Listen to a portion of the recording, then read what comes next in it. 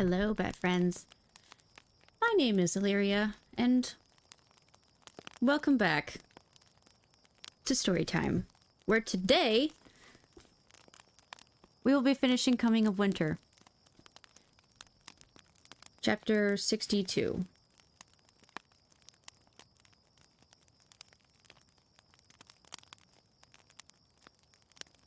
Jeremy stared at his phone screen. 4 calls to Troy since yesterday afternoon, all going straight to voicemail. Either he'd turned off his cell, or he was in a dead zone. Neither scenario seemed very likely. Not for this length of time. The fact that his friend hadn't returned to his hotel last night wasn't helping. Checks of local hospitals had turned up nothing. He laid the phone on his desk and ran through the possibilities again. After so many years, seeing too much, he gravitated toward the darker options. Something had happened. Something not good. Any other conceivable situation, and Troy would have called. Maybe he found his phone vibrated, and he snatched it. His heart sinking when he saw the caller ID. "Good morning," Maggie said. "Hey. Well, that's certainly a cheery way to start the day." "What?" "Oh, sorry. I'm a little preoccupied." "Can I help?" "It's Troy. I can't get in touch with him. And I'm starting to get worried." "Maybe his battery's dead." "Yeah, maybe.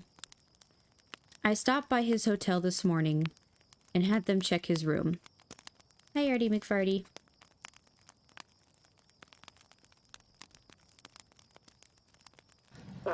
Shh, little butt crack. Be quiet. This is a ninja mission.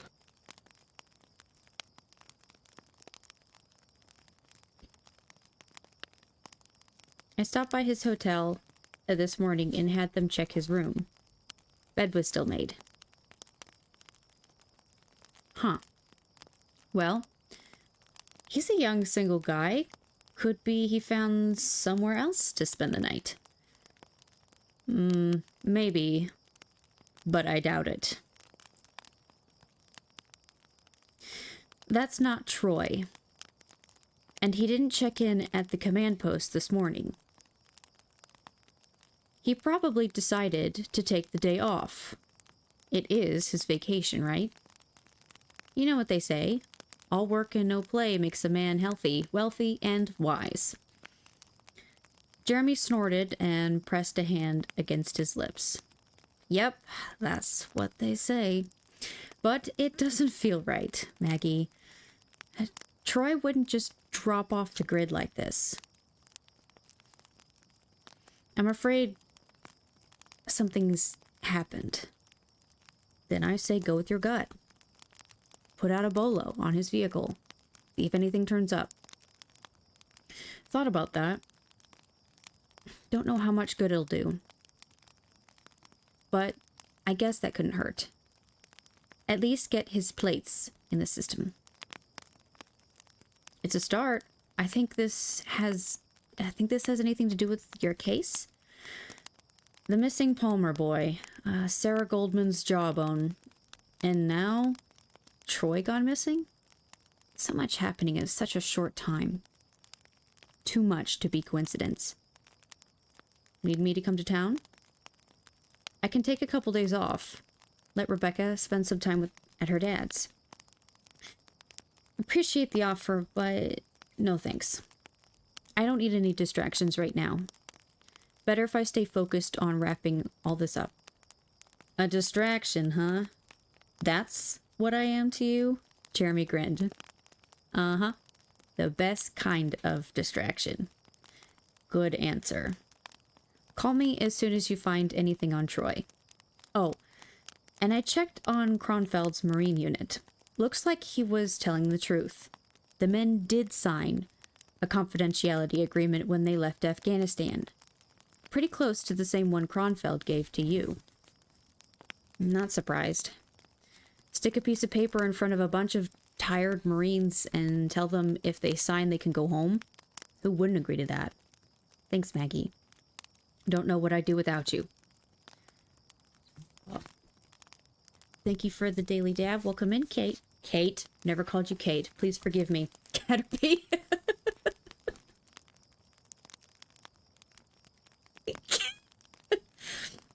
I hope you're doing good today.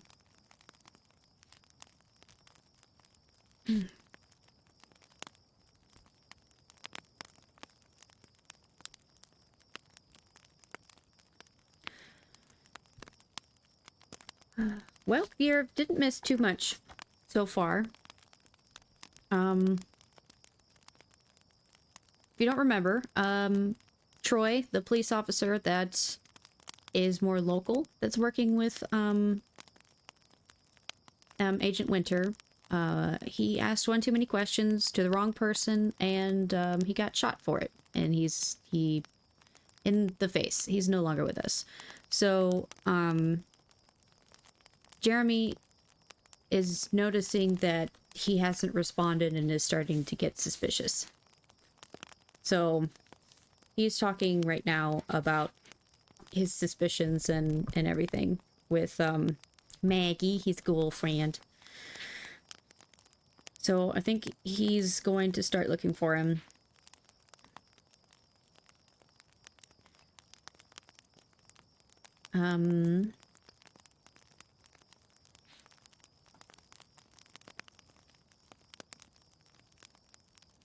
Me neither. Now hurry up and solve this thing. A couple of girls in Virginia wouldn't mind seeing a bit more of you. And don't worry about Troy. I'm sure you're being your old paranoid self. He'll turn up. Wish I could be that confident. Give Rebecca a kiss from me. I need to get to work. Going to try to retrace Troy's steps yesterday. Jeremy? Be careful. Yeah, sometimes we paranoids get it right.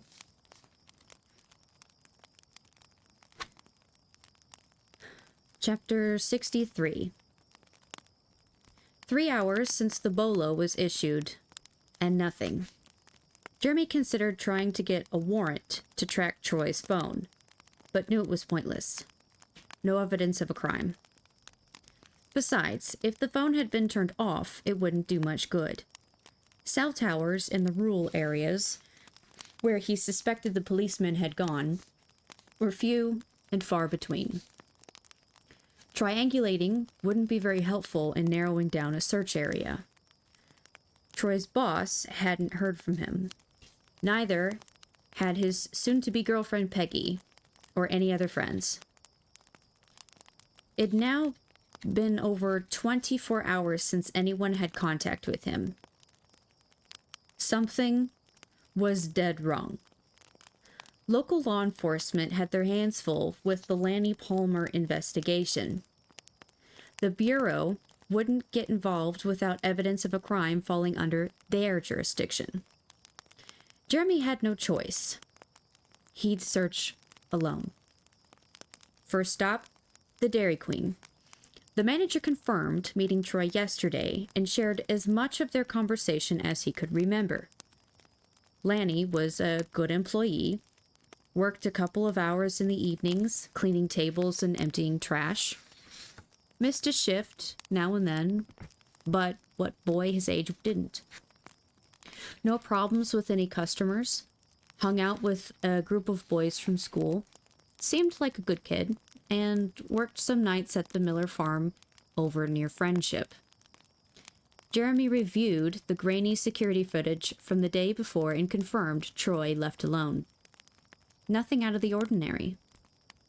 The manager offered Jeremy a complimentary meal. He thanked him and declined. Next stop was the Miller's place. The farm was a little ways off the beaten path. Enough handmade signs pointed the way from the main road. He turned into the drive and drove past a minivan in a grass parking area. Pumpkins, decorations, and other wares were strewn about the area. A young mother wrestled with her 2 boys in an attempt to pose them for a photo beside hay bales and mums. He slowed and continued up the gravel drive to the house. An old pickup truck sat by the home, its muddy tires, sporadic rust, and numerous dents proclaiming this vehicle was proud of its hard work. Off to the left, an ancient barn braced itself against the years and strutted under its shiny metal roof. In the distance, the sound of machinery. Jeremy hoped he wouldn't have to walk all the way to the noise before he found someone. "Can I help you?" A woman stood on the porch, shading her eyes against the noon sun's brightness. Jeremy waved and walked to her. "Yes, ma'am. I'm Special Agent Jeremy Winter with the FBI. Wondered if I could ask you a few questions." "The FBI? This isn't about the Palmer boy. You're the 3rd one who's come up here. Don't mind telling you what we told the others, but it won't be much use, I'm afraid."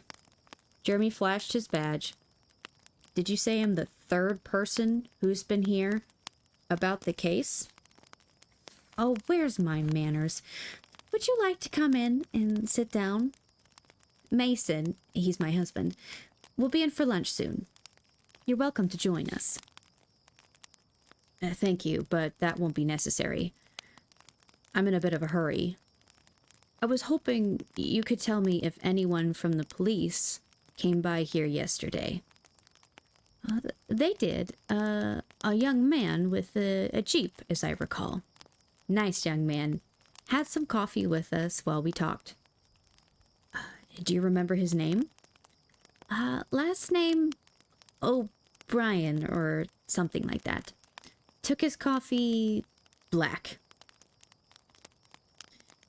"Can you tell me what you discussed?" Paula shifted her stance.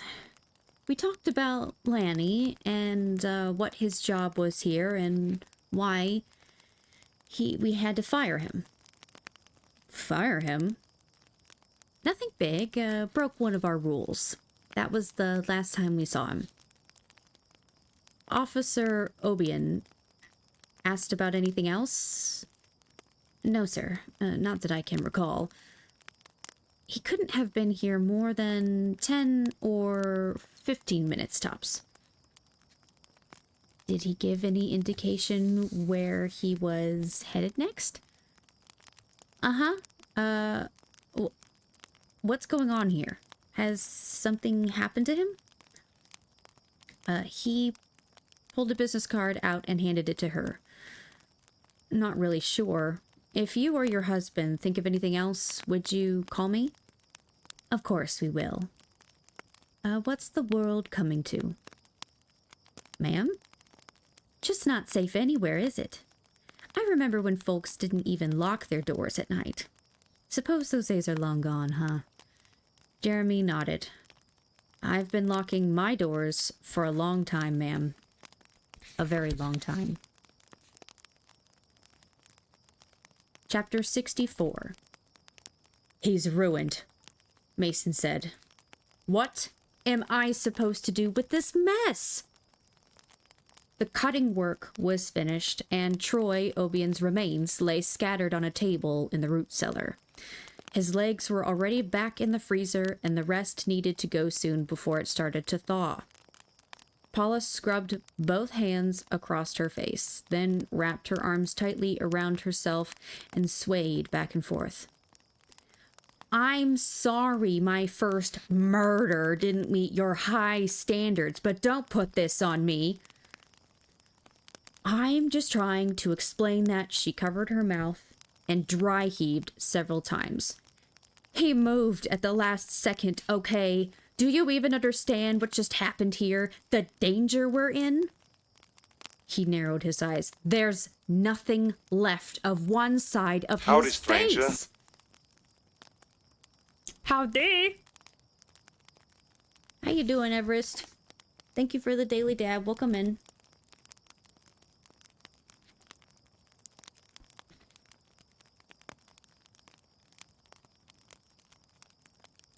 There's nothing left of one side of his face. You act like a little duct tape and glue will fix this right up.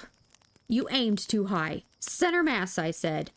And if that didn't finish him, I was right there. He wouldn't have suffered. And shooting people is just like shooting a deer.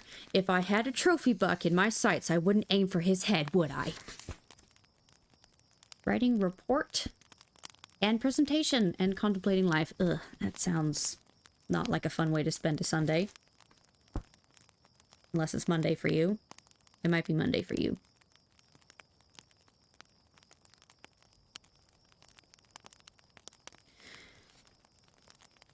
She took a step back and pulled her lips into a thin line.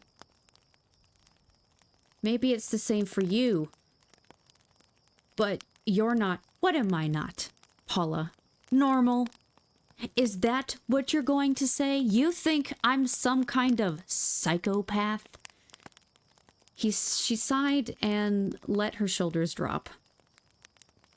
Her hands twitched, and she shoved them into her jeans pockets.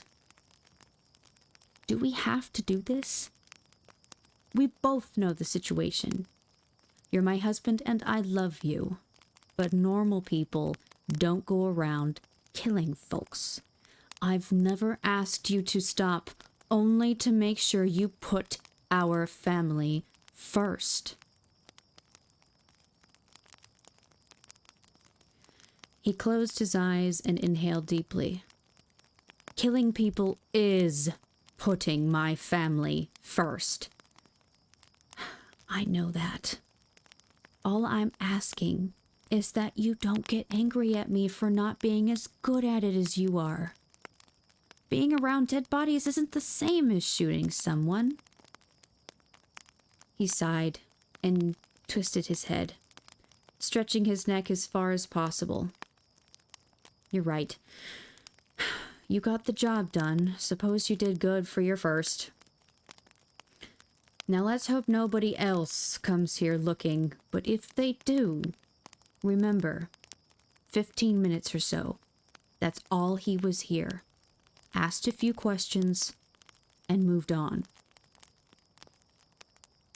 Maybe we should have waited and seen if he came back before we killed him. No, he was too suspicious. If he left here, he'd have come back with his friends. Maybe even a search warrant. I couldn't let that happen. I know. It's just that things seem to be occurring so fast. Too fast. That's how mistakes get made.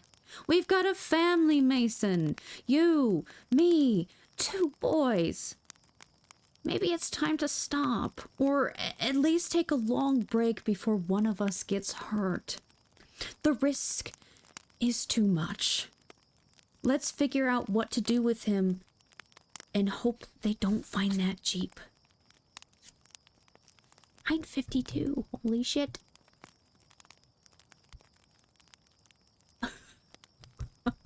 Nice. Welcome in, senpai. Was beautiful.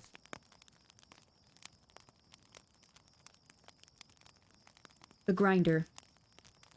That's all we can do. Nothing but blind luck that we weren't caught hiding his car. Moving the body now. What will the FBI around and all? It is too dangerous. Gonna take a while though. He's got to get in line. Lanny won't be finished up for another few days. Can't you just toss some of him in there with the boy? Doesn't work that way. Each beetle eats what it eats. Tossing more in, there doesn't make them go faster. More beetles then? He exhaled a torrent of air and shrugged. Yeah, well, we could do that, I reckon. Need to pick up a couple more tubs down at Walmart. I can probably have it all up and running in 3 or 4 days, maybe sooner, depending upon how quick the bugs get here. You tell me what you need, and I'll take care of it. I'll get a list together. Shouldn't be too much.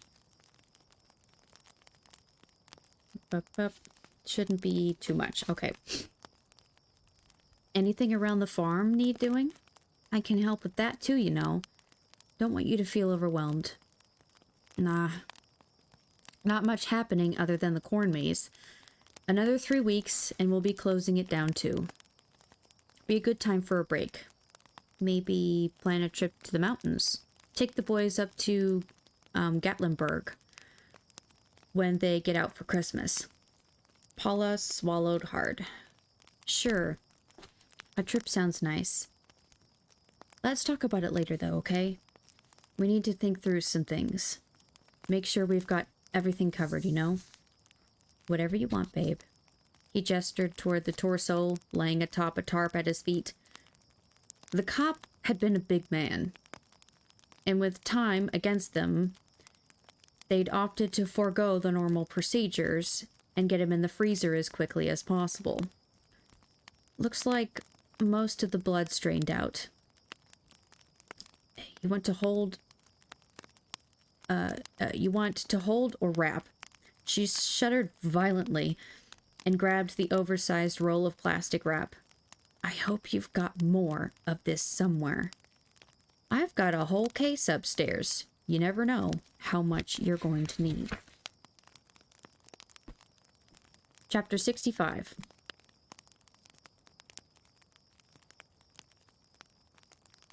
Jeremy forced himself to breathe through his nose and checked the GPS again. ETA 12 minutes at posted speeds. He'd be there in half that time. The narrow, twisty roads wound through farmland along the edge of the forked Deer River. Open brown fields of harvested corn and cotton, bordered by dense clusters of trees, flew past. If a deer decided to make its appearance on the road now, they'd both be done for. He swung wide around a sharp right turn, ignoring the slip of his rear tires. Near Buck Creek, just west of Eaton Brazil Road. That's where the deputy sheriff said he'd be. Another glance at the GPS, 2 minutes, maybe 3. His phone rang, and he risked a glance. Maggie. Too dangerous to talk at these speeds. Let it go to voicemail. On the horizon, a row of trees ran left to right. That's got to be the stream. Jeremy braked hard and craned his neck, searching the dirt path that bisected the street. West, left. He bounced off the pavement into the ruts parallel to the creek. 100 yards in, the stream meandered off to the left and allowed a strip of arable land to rise. Broken corn stalks dotted the tiny field. 2 turns, maybe 3 at the most, of a combine would handle the whole patch. How did they get such big equipment into places like this? No land went to waste. A couple 100 yards later, the trees moved back in, hemming the road in both sides. Jeremy's vehicle bounced along for another half-minute before a clearing opened up. A white car, Crockett County Sheriff, emblazoned in green along the side, sat parked beside a silver pickup truck with a blue-red light bar atop its cab. Jeremy pulled close and hopped out. His leg didn't bother him often since the blood clot, but today it was angry. He moved quickly toward the 2 men waiting for him. The man in the uniform raised a hand in greeting. You the FBI guy? Jeremy showed his ID. Yes, sir. I'm Deputy Claymore. This here's Deputy Branson. He was off duty when I got the call. The men exchanged handshakes and head nods. Where's the vehicle? Jeremy asked. Claymore gestured to a thicket of trees behind him. Back about 15 feet or so. The pine trees get pretty thick, so we're lucky the copper spotted it. Any idea how long the vehicle's been here? None. This area's been searched from the air 2 or 3 times already. You know, just hoping to spot something that might help us find the boy. It's a little far from where the TBI is focused, but we're looking everywhere. And like I said, thick as them trees are, the boys in the sky could have missed it before. Got it. You tape it off yet? Both deputies shook their heads. Ain't touched it. Took a look inside and figured that's all we need to see. Nobody in the Jeep or surrounding an area near as we can tell. Who else is coming? The sheriff, of course. The TBI is supposed to be sending somebody too. Want to make sure there's no link between this and the boy. Don't see how there couldn't be, though. And why is that, Deputy? Lots of stuff happening around here at once. Too much not to be connected. Look, we're not exactly Mayberry. Got our share of problems, meth, domestic violence, the occasional shooting or stabbing, but a kidnapped boy and a missing cop in the same week? And rumor is the TBI found some bones that don't belong to either one of them. I might look young, but I wasn't born yesterday. Don't solve the crime without getting the evidence first. Kinda hard to get a conviction that way. The deputy raised his hand on his, rested his hand on his service weapon. Yep, it is. Conviction or not, I'd be happy just to get the 2 of them back alive for now. Worry about the rest of it later. Tensions in the community were high, and when they caught the kidnapper, he'd need some serious protection. Wouldn't be the first time law enforcement looked the other way. Got it. Show me the vehicle? Right this way, sir. Decades of pine needles covered the ground, and Jeremy paused before going deeper into the trees. He squatted and peered intently ahead. 2 slight parallel indentations led to where he assumed the Jeep was parked. Any potential evidence should be fairly easy to spot, as long as it wasn't any shade of brown. Stay to the left, Jeremy said. He motioned along the vehicle's path. It came through here, and I don't want to disturb anything that may be on the ground. You're the boss, Deputy Branson said. If you stand over here, you can just make out the back of the Jeep. Looks like they drove it up there as far as they could, then took a sharp right to get it as far out of view as possible. All right, gentlemen. If you don't mind, could you wait here for the TBI? I'd like to get a look at the scene by myself. The deputies exchanged a glance. Whatever you want. Jeremy nodded and moved toward the vehicle, checking the ground before gently stepping straight down. Careful not to shuffle his feet. After 4 steps, hope was sucked from his chest. Bright red. Sitting high atop huge tires and an Indiana license plate. Troy. Doesn't mean anything. This is good. A clue. Troy found something. Someone. Now I have to find him. That's all. Done it before. Do it again. He paused to review the scene. Woodsy pine scent mingled with river odors. Isolated location. So most likely the vehicle had been driven back here intentionally. Had to be someone familiar with the area. He tilted his head back and stared at the sky. Not much opening between the trees. A miracle anyone had spotted the Jeep. Jeremy slipped latex gloves on and approached the vehicle from the driver's side. The door was closed. The window down. No signs of trouble thus far. Another step, and he could get a look inside the...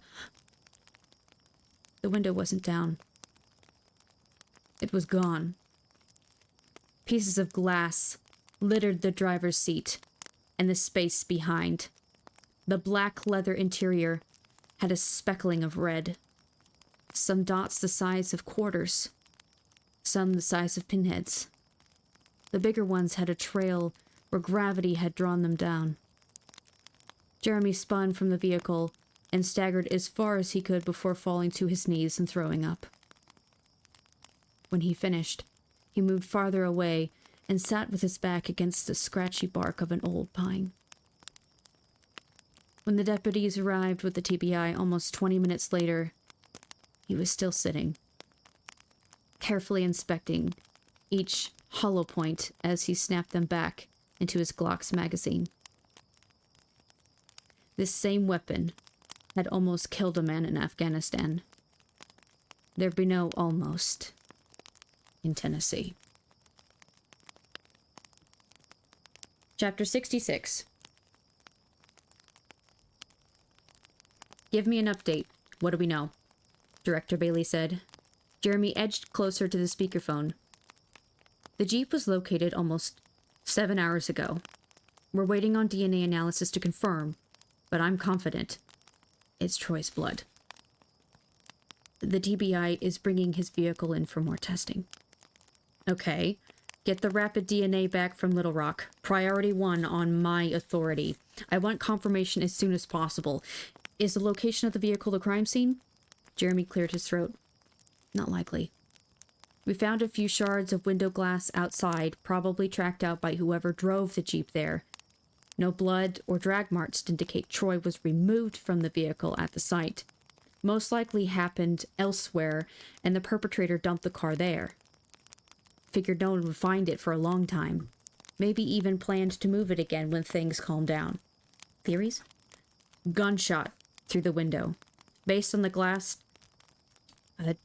dispersion inside and blood stains on the door jamb, Troy was standing there with the door open, either getting in or getting out. No way to know. Any glass that remained intact was knocked inside the vehicle. My guess is so they wouldn't attract any attention when moving the Jeep. Physical evidence besides blood spatter? Jeremy sniffled and grabbed the desk edge to stop sudden dizziness. Agent Winter, listen, you don't have to do this. There may be no connection between Officer Obian's disappearance and the Palmer boy, and certainly nothing that indicates either case is tied to your serial killer theory. You can back off. Let the locals handle it. Not going to happen. The TBI is going to formally request our assistance if they haven't already. Law enforcement is swamped, and the Palmer case is going to be officially designated a child abduction. They need help, sir, and they need it fast. When I get their request, I'll give them what I can spare. Until then, we'll assist only when asked. Too many agencies involved and things get lost in the shuffle. Nobody wants that. And I know what I say isn't going to have any impact on whatever you're going to do. Now, besides the blood spatter in the Jeep, is there anything indicating Officer Obian might not have survived the shooting? Jeremy brushed a hand under his eyes. Possible bone fragments and brain matter. Bailey grunted. The bullet recovered? No, sir. Who's got jurisdiction? The local sheriff's handling it for now. The TBI is hanging back and will assist as needed. Troy's vehicle is being taken to Jackson, so their crime scene techs can go over it. Memphis is on standby if they're needed. Any prints they find will be uploaded as soon as possible. What are you thinking? Troy found something. Whether my case or the Palmer's case, or both, I don't know. It's the only thing that makes sense. Your plan? I've retraced what I know of his day. No one stood out. Nice, quiet folks. Always the way it is, isn't it? Jeremy cleared his throat again and straightened in his chair. Mostly. The neighbor on the news saying they had no idea the guy next door stored body parts in his basement. Such a nice boy. Kept his lawn mowed, no wild parties, waved when he got his mail. Such a pity. Keep at it. If there's a connection, find it before someone else gets killed. I'll see if I can get you some help in the meantime. I appreciate that, sir, but it's not necessary. I work better alone. I'm not sure about that. Sir, unless you're ordering me to... A gentle tap on his office door, and a redhead, green-eyed vision appeared. Jeremy swallowed hard. Maggie? Her wrinkled brow and slight frown pulled all his emotion to the surface. The pain and anger, the grief and frustration. Energy bolted from his body, and he slumped back in his chair. She moved behind him and placed her face next to his.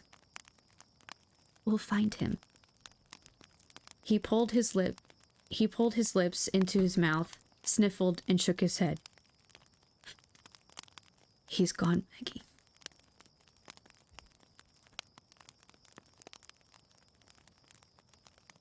Chapter 67. You're sure that's all? Mason asked. He didn't say anything else? Paula refilled his sweet tea and topped the drink off with a fresh lemon wedge. Honey, we've been through this several times already. I told you everything. He was FBI, asked a few questions about the cop, and left. That's it.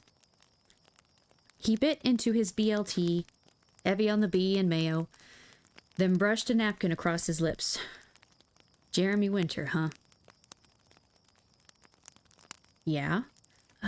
Seemed to be in a hurry.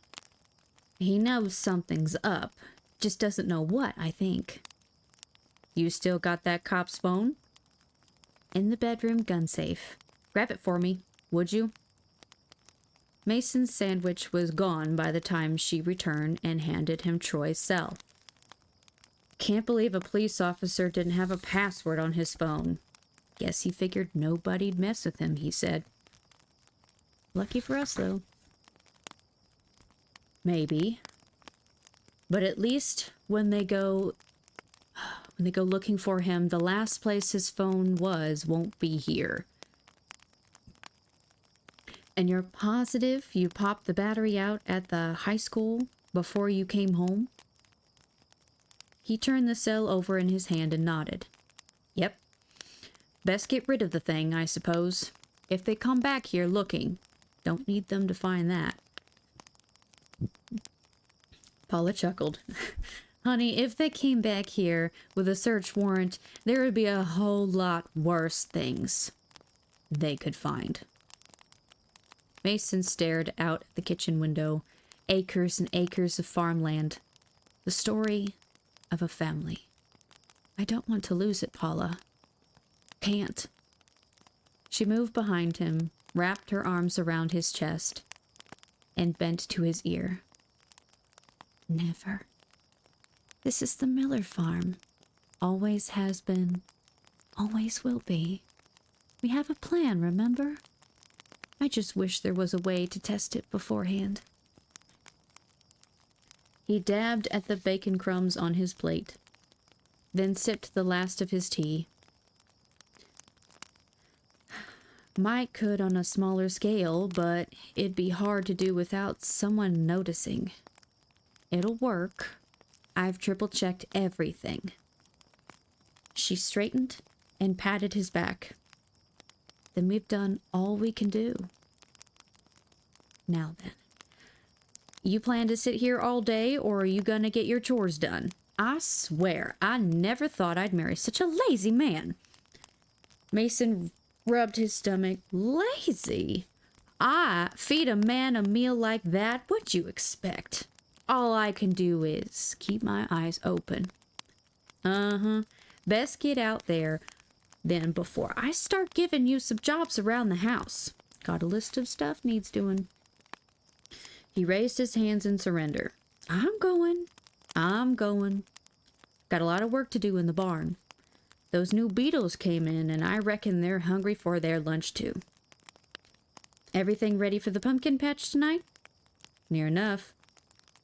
I'll have the boys go through the maze again when they get home from school, changing the batteries in the flashlights yesterday. So they'll be good for another day or so. Thursdays are always slow anyway. Tomorrow and Saturday will be the big days. Last weekend before Halloween, all sorts of ghosts and goblins be about, I reckon. Paula planted her hands on her hips. And when it's over, I expect to be planning that vacation? Mason pulled his ball cap down low. Yes, ma'am. Oh, and I'm thinking about heading over to the search area. Maybe volunteer later this afternoon.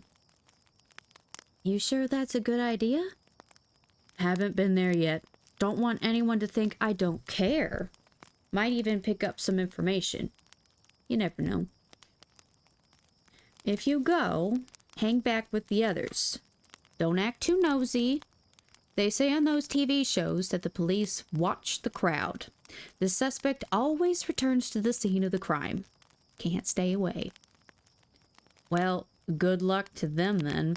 Been a good 150 folks out there most days. Oftentimes a lot more. That's what I love about living here. People pretty much stay to themselves unless somebody needs help. Then we all pitch in. That's what neighbors do. She wiped the table with a dish towel. Just be careful. Don't ask any questions. That's how they get you. He winked. Is it? Good to know you've got it handled. She shook the rag at him. Go on now before I have you mopping this floor. I swear. You'd think pigs ate lunch here today.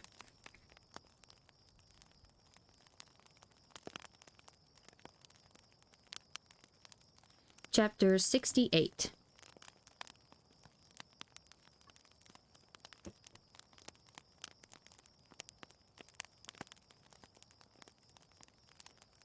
Still no request for assistance from local PD? Maggie asked. Jeremy scanned his list of emails. Nope. But would it matter? We're not backing off it. They're investigating and will share anything we learn. If they ask the Bureau to come in, well, we're ahead of the game, right? Oh, and have I said how glad I am you're here? Maggie rolled her eyes and glanced at her watch. Not for about 10 minutes, but don't stop. Never. Now, you know everything I do about missing persons. Nope. Now you know everything I do about missing persons. Lanny Palmer and Troy Obian. Thoughts? She tapped her finger against her bottom lip. I don't know, Jeremy. When you lay it all out like that, it's not hard to imagine there's some connection. But I could easily see the opposite as well. There's no physical evidence connecting any of these cases. He held out his hands, both palms up. So we go with your instinct. But how does that help us? Where do we focus? Jeremy licked his lips and planted his elbows on the desk. We focus on Troy. Best physical evidence we've got so far. We find the crime scene and go from there. And we do that. How? You've already retraced what we know of his day. Cell phones turned off or dead, so can't track that. If you've got any... Of course. His cell phone. Yeah? When I first met Troy at Catherine Mae Blackston's house, he told me something. He said he always took photos with his phone anytime he did an investigation. Didn't matter what it was. Said the pictures helped keep everything fresh in his mind. Don't see how that's very helpful without having the cell. Jeremy traced his finger. Hi, Bella. Thank you for the daily dab. Welcome in. I hope you're doing good today.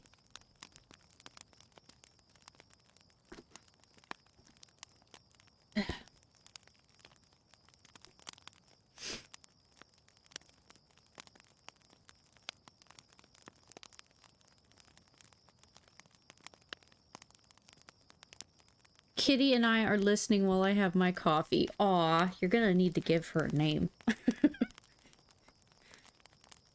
She can't just be the house void forever. Because whether you like it or not... Oh, Thistle! That would be so cute! I think that's a beautiful name for her.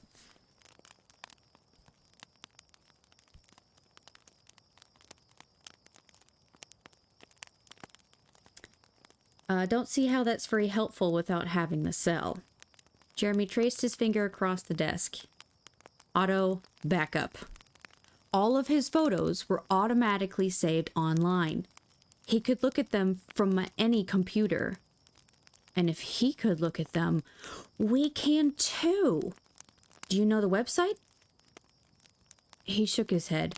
Can't imagine it'd be that hard to find. Maybe he had an app or something that did it for him.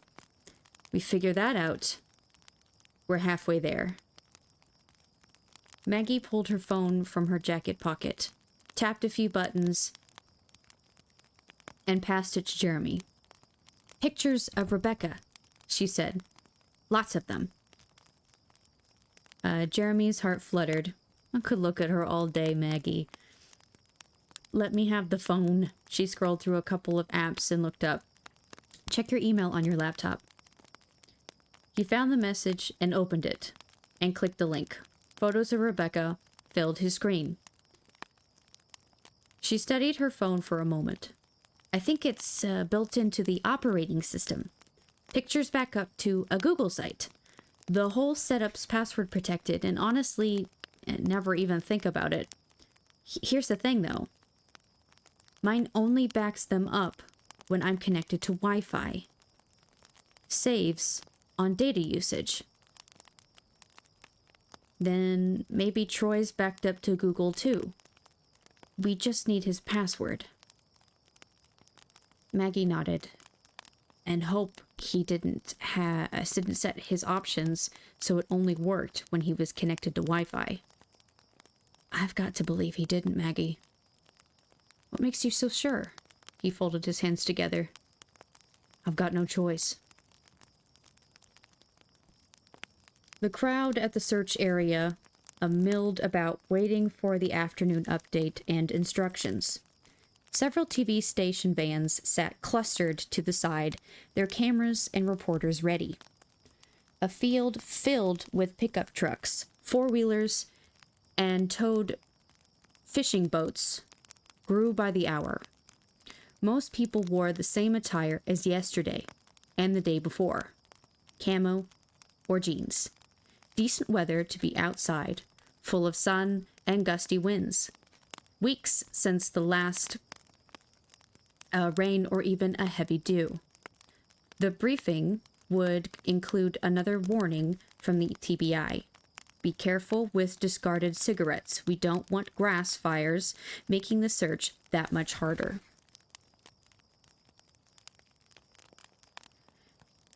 How long until we hear back on the warrant?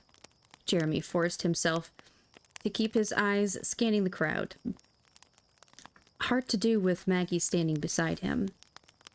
She'd changed out of her business suit to jeans, hiking boots, and a sweatshirt. Her identification and Glock were attached to her belt, and a black ball cap with gold FBI was pulled low. We'd noticed several men cast glances her way as she, as he sidled closer. No sense letting anyone get any ideas. It takes however long it takes, she said. Troy's phone uploaded his files to a folder on Google servers. The warrant's issued, but Google says it could be up to 2 days. Not that it necessarily would. He pulled up the sleeves on his bright orange sweatshirt. Sun's getting hot. She glanced at him and grinned. Planning on doing some hunting?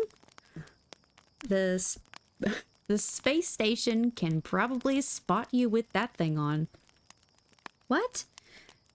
University of Tennessee, go big orange, or something like that. Yeah, looks great on you. Really. The squeaky whine of a microphone's feedback echoed across the crowd as a TBI agent climbed into the back of a pickup truck and gestured for quiet. Good afternoon, he said. We appreciate you coming out again. I can't emphasize enough how important your help is, not only to us, but to the Palmer family too. We're going to move the search area a bit farther west today. Team captains already have the grids. I assume most of you have been here before and are familiar with the process.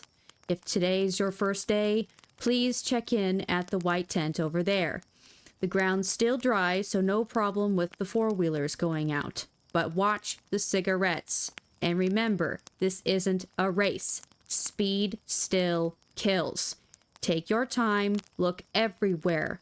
That single piece of evidence you find could be what gets Lanny back to us. Now, before we go out, let's ask for some help. He handed the microphone to an older-looking guy in faded jeans and a striped sweater. After clearing his throat, the man began to pray. Jeremy took a moment to glance around. Hats off, heads bowed. A few looked around but kept respectfully silent. Something brushed his hand. He looked down as Maggie slipped her fingers between his and squeezed. When the prayer ended, another man stepped forward, his arm around a woman's waist. Both appeared exhausted. Their clothes looked like they've been slept in. The dark bags drooped under their eyes. Had to be the boys' parents. The man took the megaphone and stared at the crowd for a moment before speaking. Lanny never hurt nobody. I know he wouldn't just run off. 14 years old, just a boy. If someone took him, if they hurt him... He tried to say more, but choked up, then dropped his hands to his side.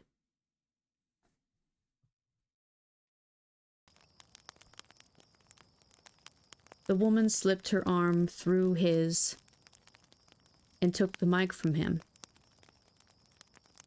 "Y'all can't understand," she said, "what it means to see you out here helping look for Lanny." Her shoulders slumped, and she dabbed her eyes. "We appreciate it more than you'll ever know. We just want our boy back home. If anyone knows anything, if you're watching this, Lanny, please, just come home." She buried her head in her husband's chest, and her sobs echoed through the speakers. The preacher stepped close and wrapped his arms around the couple. Jeremy closed his eyes. All around him, people were sniffling or outright crying. The family must be in agony. He understood what it was like to have people taken from you. Wife, daughter, friend. None deserved their fate. All deserved justice. Vengeance is mine, saith the Lord. He'd heard it many times. Might even be in the Bible somewhere. But sometimes vengeance is too slow. And when it is... Ow! Maggie yanked her hand away. Jeremy looked over the crowd. Could be that Troy's killer was here. If so, he'd better pray for a miracle. Praying hard. He'd need one. Chapter 69. Mason stood up with a group of men from his church. They'd been assigned an area down along Epperson Creek, far from the abduction and murder site. Not that any of them knew that, of course. It'd be a boring afternoon, but you do what you have to do. The pastor from the Friendship Community Church was praying now. Something, something, protect us. Something, something, Jesus. Few people looked around. Not very reverent. At least they had the sense to keep quiet till the prayer was over. Huh. Cute redhead in the black FBI cap. Haven't seen her around. Would have remembered. How sweet. Holding hands with her boyfriend. Seen him somewhere. Could be the agent that came by the farm. Right size and build. Grant us favor and peace and something something, Lanny safely, amen. Mason replaced his ball cap and moved toward the portable toilets. Be right back, gotta take care of some business before we head out. The crowd moved off in dozens of directions, creating a traffic jam of bodies weaving through the field. Heads nodded as folks recognized each other. A low murmur flowed through as if everyone was afraid to speak too loudly. The mood was serious. Mason knew what they were feeling. Most every man there, and the majority of women too, were hunters, brought up on it from the time they could walk. This afternoon was a new opening day to the season. Confidence and hope that they'd bag their quarry, locate something, anything that could bring this chaos to a close and let the community return to normal. Rumors were out about a missing policeman. Anger and frustration was building. Fear had seeped into their little corner of the world, and no one was happy about it. Mason guessed that 3/4 of the people were armed, and wouldn't have been surprised if the number was higher. Carry permit or not, didn't matter. One way or another, these folks were going to put an end to it. A flicker of red in the sea of camo caught his eye, and he spotted Miss FBI again. The redhead's boots looked almost new. Hope she doesn't get any blisters. I'm sure her boyfriend there will help her out. The man glanced up and caught Mason looking his way. Had to be the same guy who talked to Paula. Sunglasses hid his eyes, and his face left no doubt. Wrinkled brow, lips pressed together, and turned down at the corners. The man was working, scanning the crowd, and he was angry. So be it.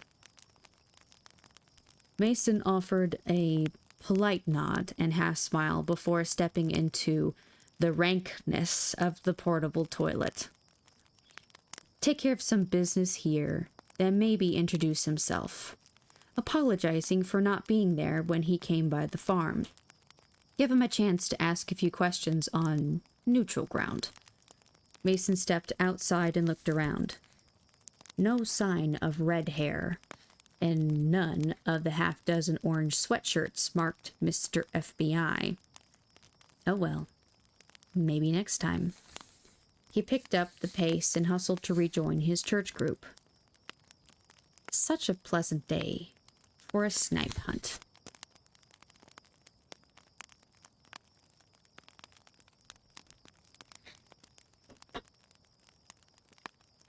Chapter 70. Told you, Maggie. Told you, Maggie said. Just got to have a little faith. She scooted her chair closer to Jeremy to get a better view of his laptop screen. He angled the computer on his desk and leaned toward her until her shoulders... toward her until their shoulders touched. Exactly what I've got. A little faith. Although I'll admit that 3 hours has to be some sort of record for a company to provide access to online data. Jeremy typed the Google-given password and watched as photo after photo loaded. The pictures seemed to be in reverse chronological order. A large, older brick building. The county high school. No people in the photo, but plenty of cars. A cornfield, some Halloween decorations, Paula Miller, and a man who was probably her husband. An oversized blizzard in a cup holder of the Jeep, likely a combination of Reese's and M&M's, knowing Troy. The Dairy Queen manager and his store. Dozens of other pics of trees, streams, and people, all presumably in the search area. Troy likes to take pictures, I guess, Maggie said. Know anybody his age who doesn't use their smartphone constantly? At least he's not snapping selfies and photos of his dinner every night. Other than the ice cream, you mean? Jeremy smiled. He did love his blizzards. Based on these, looks like the high school was the last stop. That's within the range of the last cell tower that picked him up. The timestamp said he was there at 11:03. Maybe he talked to someone. Maggie rubbed her hands together. You keep assuming he's already dead. You don't? I saw the Jeep. The DNA is a match. Yeah, on a blood drop. Nothing else yet. People can survive bullet wounds. Happens all the time. Jeremy shook his head. Can't do it, Maggie. Can't get my hopes up. Possible bone and brain matter there too. I've seen enough to know you don't live through something like that. If I allowed myself to think, even for a second, that Troy's still alive, I'm not sure I could take it when we find out the truth. Then I'll hope for the both of us. How does staying optimistic in spite of the statistics, not naivete, more like innocence that won't fade. Had he never been like that? No, of course not. At least not since Holly and Miranda. Do that, Maggie. I say we start at the high school and work our way backwards. You're the boss. Sure, you say that now. Well, of course. There's no one else around to hear me. It's all about plausible deniability. Jeremy switched his view between the photos and reality. This looks about right. Troy took the picture somewhere in this area. Recognize any of the vehicles? The high school's parking lot was full of cars, and in another 10 minutes, classes would be letting out for the day. No sign of security cameras on the side of the building. Not likely this was the crime scene. Too public. but it was possible someone had spotted the Jeep, if nothing else. It was more than they had. Maggie scanned the printed photo, pointed out a few cars that matched the picture. Assuming Troy came straight to the school after leaving the farm, he'd have been here around lunchtime. A bunch of the seniors probably leave, then go get something to eat. Maybe Troy talked to one of them. Jeremy scrunched his mouth to the side.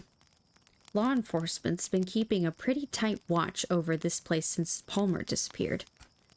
His friends all swear they don't know anything. Troy told me he saw the police reports. Separate interviews, all telling the same story. Nobody knows what happened. It's funny. You watch this stuff on TV and it's the same thing. The police always say somebody knows something. We just need them to come forward. Tell us what they know. She sighed and frowned. Too bad that's not always true. If Troy's disappearance is related to the same guy who's grabbing people from parks, fact is that probably no one knows except the murderer himself. And unless he gets drunk enough, or high enough, or boastful enough to tell someone, no one will know until we catch him. Truth is, the hard part of the investigation is already over. At least in my mind. And that is, figuring out the killer exists. Random murders and disappearances in multiple states. If Randy Clark hadn't called me about his missing ex, I'd have no idea this guy was out there. I don't get it. No real evidence your serial killer exists, yet you're convinced he does. No real evidence Troy's dead, but you're certain he is. What's the difference? I mean, if the lab confirms brain matter with his DNA, then okay. But until then, he tilted his face upward. I don't know, experience? Fear?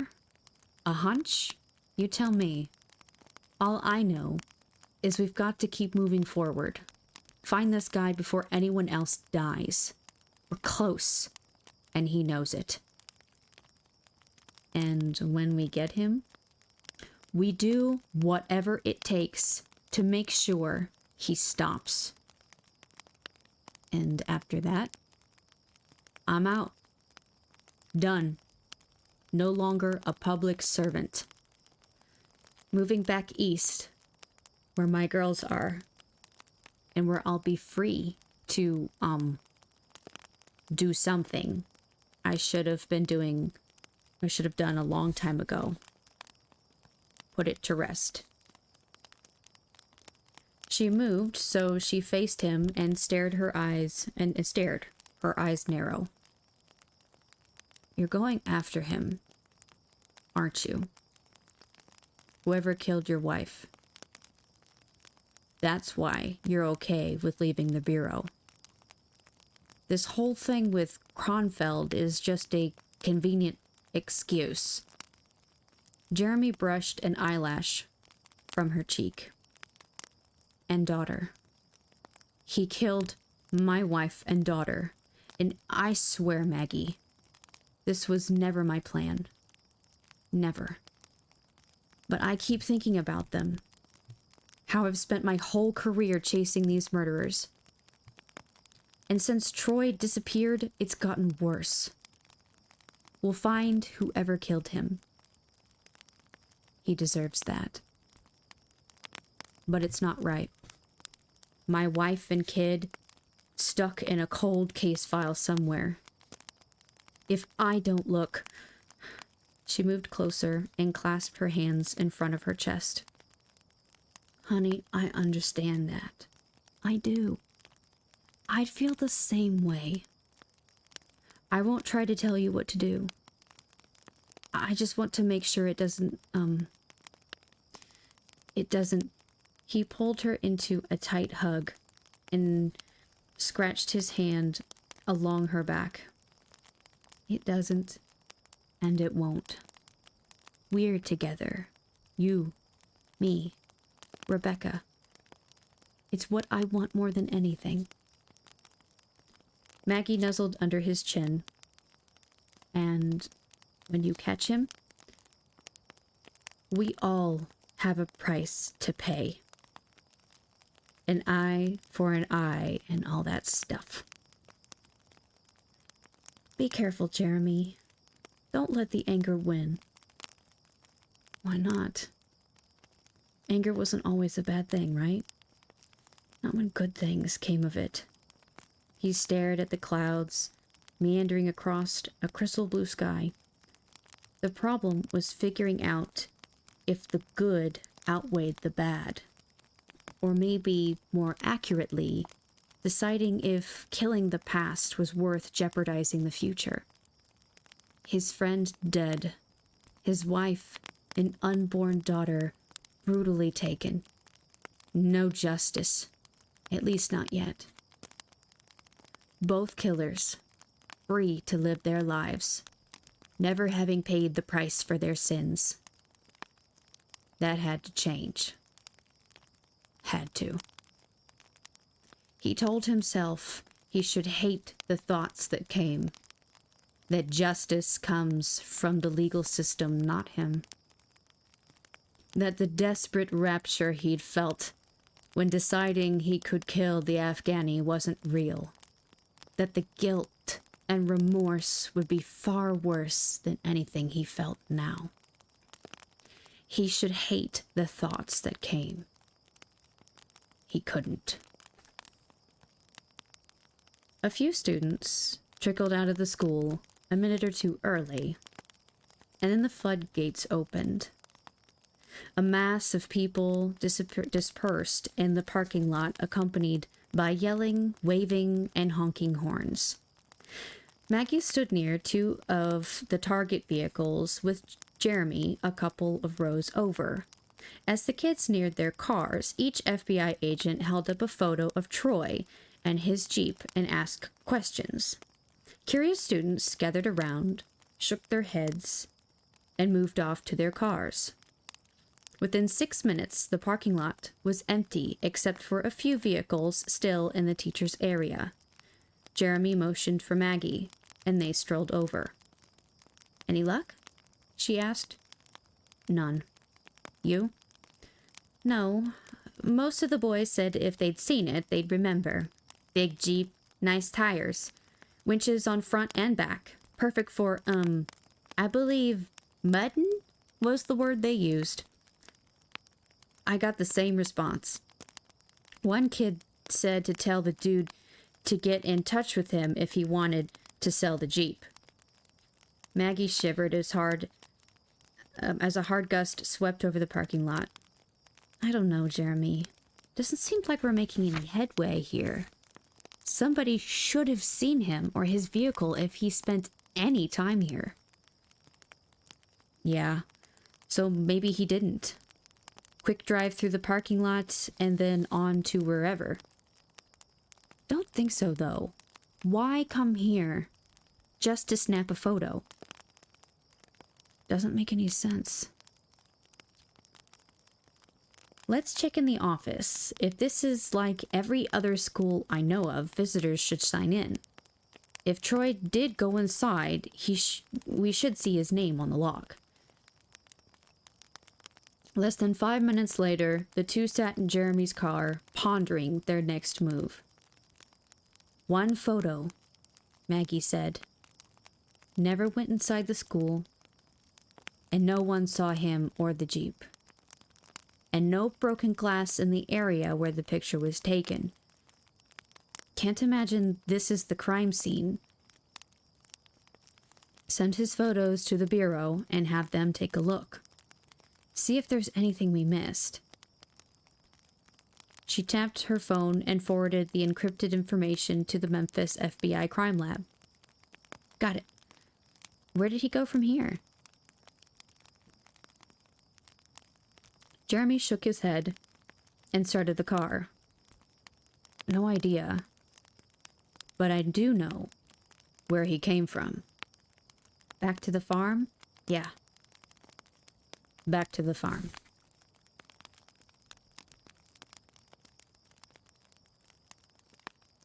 Chapter 71.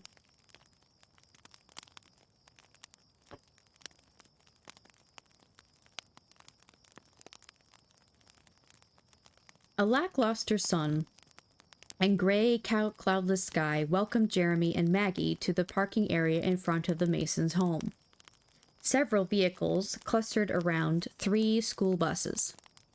A few families milled about, picking over a few melons that remained. Stacked crookedly in the ground, a handwritten sign announced all pumpkins were now only $1. The revving of ATV engines attracted the agents, and they moved behind the house. Off to the left a bit, near what he assumed was the exit to the corn maze, Jeremy spotted Paula near a wooden concession stand. A couple of four-wheelers headed into the maze, probably the family's kids getting everything ready. A cluster of nearly a dozen teenagers gathered around a table near the house, each of them busily applying zombie makeup. With the wind gusting and spooky sounds filtering through speakers in the yard, it'd be a perfect night for a haunted field. Already, the agents could hear shrieks and screams from the kids wandering through the maze. Maggie nodded toward Paula. That her? Yeah. She wasn't much help. We need to talk to her husband. Find out what he knows. Maybe their stories will be different. Wishful thinking, I imagine. Even if one of them does know something, they've had plenty of time to get their story straight. The sound of crunching gravel came from behind, and the agents turned to see a pickup truck pulling into the driveway and stopping beside the house. A man stepped out, waved toward the families in the pumpkin patch, and walked inside. Got to be the husband, Maggie said. How do you want to handle this? Both of us with him, or me chatting up Paula? You talk to her. Even if you don't learn anything new, at least she'll be distracted. I'd rather talk to her husband alone. You got it. Take your time. If that stand's got any hot apple cider, I'll be fine. He glanced around before bending down and kissing her. Be there quick as I can. Save some cider for me. She brushed her hand casually against his. No promises. His chest and stomach filled with the same momentary weightlessness he got from speeding over a hill on a high-speed chase.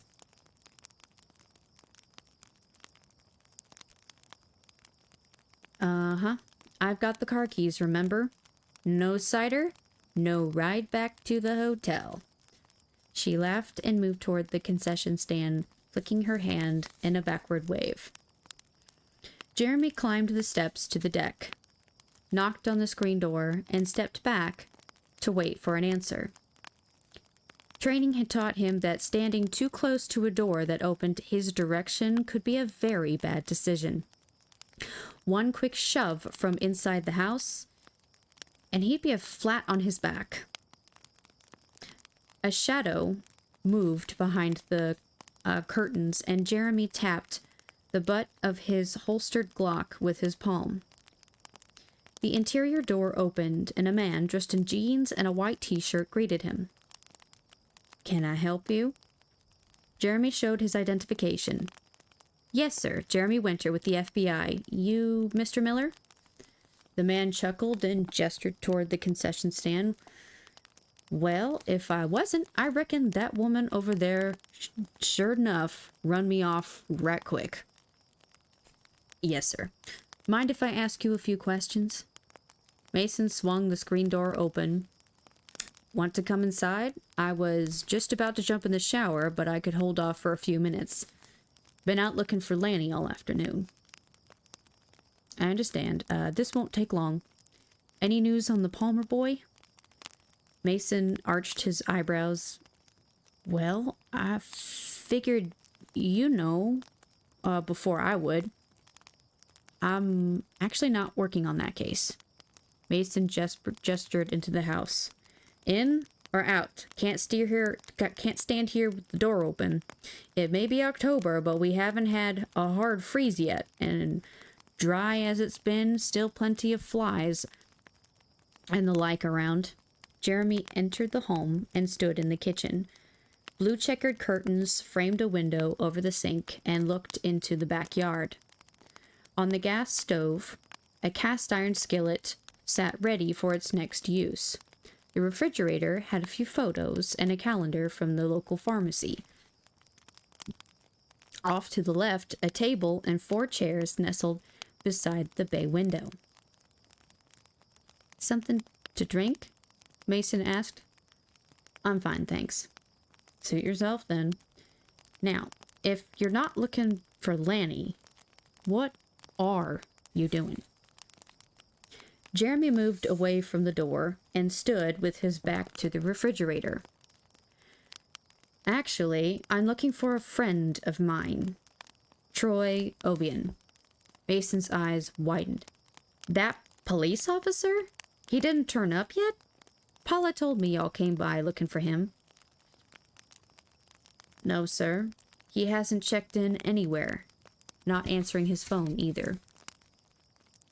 Hope he's okay. Pretty big guy, though. I imagine he can take care of himself. Uh-huh. So you spoke to him when he was here, correct?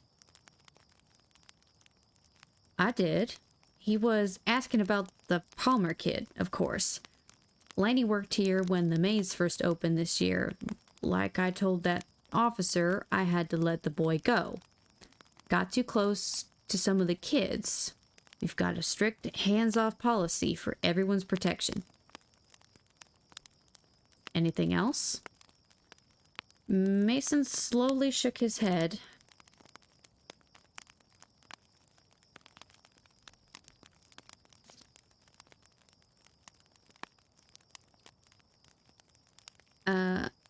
Not that I recall. I mean, all he wanted to know was about Lanny. I told him the same thing I told you. He hung around for a few minutes, then headed off. Any idea where he went? Mason scratched his forehead. None. Last I saw of him, he got in that big red Jeep of his and took off. You said he hung around for a few minutes, doing what? Mason glanced out the screen door. He, wanted to see where Lanny worked in the corn maze. And you showed him? Yeah, it's not far in there. Took him in and left. Had to get back to work. Busy time of year, as you can imagine. I can. How long would you say he was in there? Mason shrugged. Maybe 15, 20 minutes? Something like that. I kind of kept an eye out for him. Easy to get lost in there, but that's the whole point, isn't it? Mind if I take a look at the maze? Suit yourself. I got to warn you, though. There's a parcel of kids from the elementary school out there. Reckon you probably heard them. Might be a little chaotic, and it's going to get a whole lot more crowded here before long. But I can have one of the boys take you if you like. Honestly, though, you'd have the place to yourself in the morning if you'd rather. Be able to see better, too, either way. You get that many people out here on a Thursday night? This close to Halloween we do. Take a look around the county. See much going on? Folks get a chance to do something different. Especially kids. Doesn't really matter what night of the week it is. And with all this mess with Lanny, well, people need something to take their minds off the situation. Even if it is only for a little while. Jeremy extended his hand. Thank you for your time, Mr. Miller. If you don't mind, I think I'll take you up on that offer and stop by in the morning. Mason shook his hands and locked eyes. Looking forward to it. Before you leave, make sure to stop by Paula's stand out there. Get you something warm to drink. On the house. I'll do that. Until tomorrow, then. Jeremy left the house and strolled toward Maggie and Paula. Mason Miller had seemed genuine. A good neighbor who wanted to help. A family man. An asset to the community. All of which meant exactly nothing. A shudder shot across Jeremy's shoulders. He resisted the urge to look back at the house. No need. He knew what he'd see. Mason Miller, standing at the screen door, staring.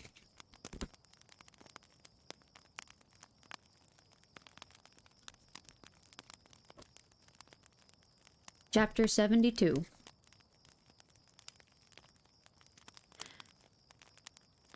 Maggie smiled at Jeremy as she filled her glass with apple juice. The hotel's breakfast buffet wasn't going to win any gastronomical awards. Sleep well? He gestured toward the coffee cup. On my third dose. Not helping. She sat across from him and poked at her plate of fruit. Think this is fresh? Oh, sure it is. Saw them open the can myself. Good enough for me. Talked to Rebecca this morning. She said to tell you hi, and she wants you to come over soon. For the briefest of heartbeats, Jeremy's frustration faded, and he grinned in spite of himself. Can't wait. What's the plan? Good question. Already made a few calls. Nothing shook loose last night on Palmer or Troy. I'm going back to the Miller place. Get a closer look at the maze. Want me to go with you? Might be better if we split up. Cover more territory that way. You check out his Jeep? See if the lab's found anything helpful. Hi, Honor. Thank you for the daily dab. Welcome in. I hope you're doing good today.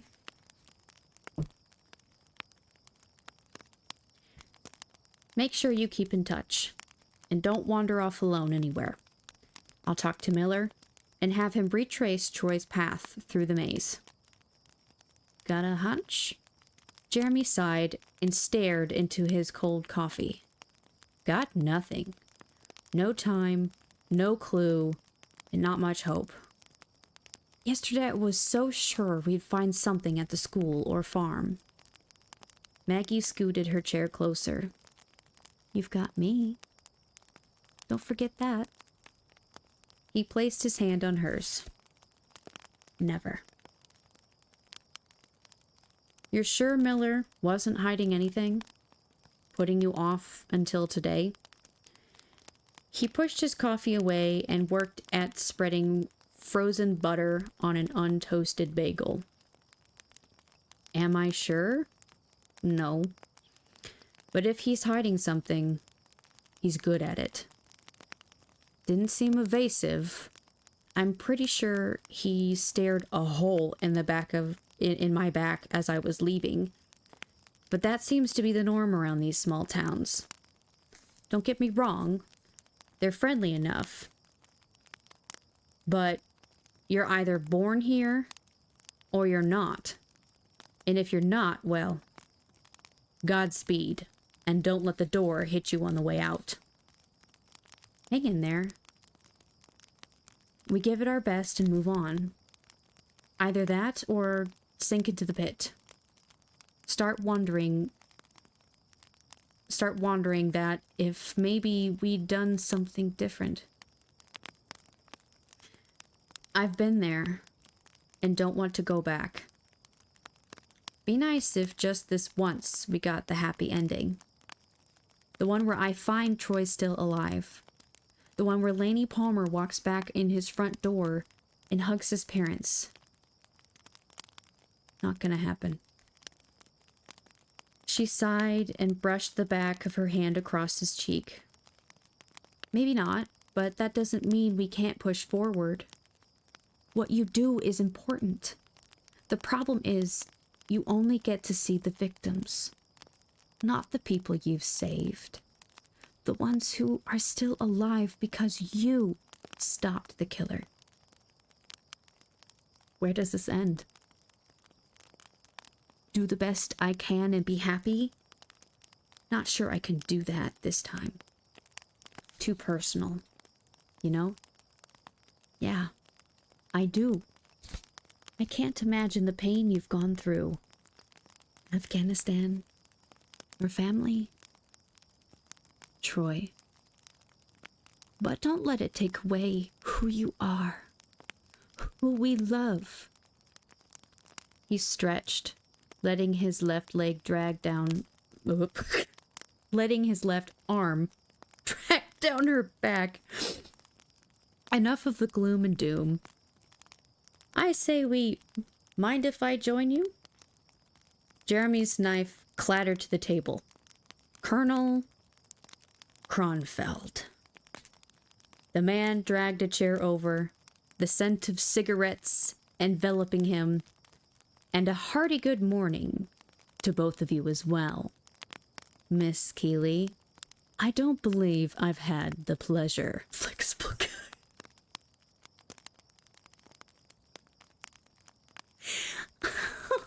I had assumed he was going to say leg because he has problems with the leg and he stretches it a lot while he's sitting, but no. Oh. That would have been awkward had he used his leg instead of his arm.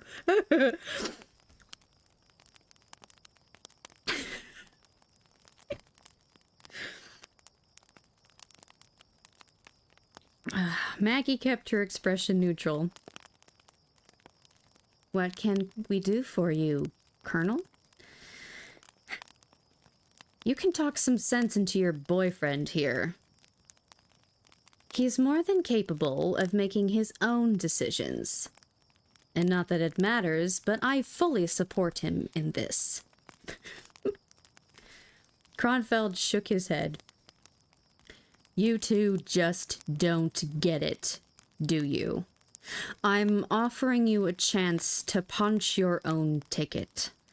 All I want in return is assurance that you'll keep doing what you've done all along.